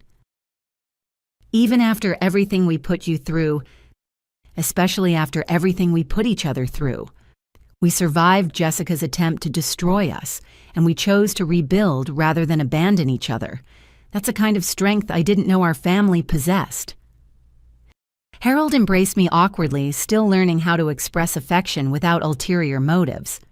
"We love you, Elisa, not because we want something from you, but because of who you are." After they left, Gavin and I sat on my front porch watching the sunset while Helen slept peacefully in her stroller. The neighborhood was quiet except for the sound of children playing in nearby yards and the distant hum of evening traffic. "Do you think we'll ever completely trust each other again?" Gavin asked. "I think we'll build a different kind of trust than we had before. A trust based on consistent actions rather than family obligations. A trust that acknowledges our capacity for mistakes while believing in our commitment to growth." That sounds more honest than the trust we had before Jessica. Much more honest and much stronger. As the stars began to appear in the darkening sky, I realized that my house on Maple Street had become something I never expected, not just a home for myself, but a foundation for genuine family healing. Jessica had tried to steal my house to solve her gambling debts, but in the end, she had given my family something far more valuable, the opportunity to rebuild our relationships based on truth, respect, and genuine love, rather than manipulation and control. My phone buzzed with a text from Eleanor Fitzgerald. "Saw your family leaving. Your grandmother would be so proud of the woman you've become and the family you're rebuilding." I smiled as I typed my response. Grandma Helen's memory is what gave me the strength to fight for what was right.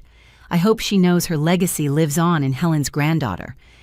The evening air was warm and peaceful as I watched Gavin gently lift his sleeping daughter from her stroller. This was the family I had always wanted, honest, supportive, and built on a foundation of mutual respect rather than obligation or guilt. Jessica Morrison had tried to destroy us, but instead she had given us the gift of discovering who we could be when we chose love over manipulation, truth over convenience, and growth over comfortable dysfunction. That was a gift worth more than any house, more than any amount of money, and more valuable than any inheritance. It was the gift of genuine family. Have you ever had someone close to you try to manipulate or take advantage of your trust?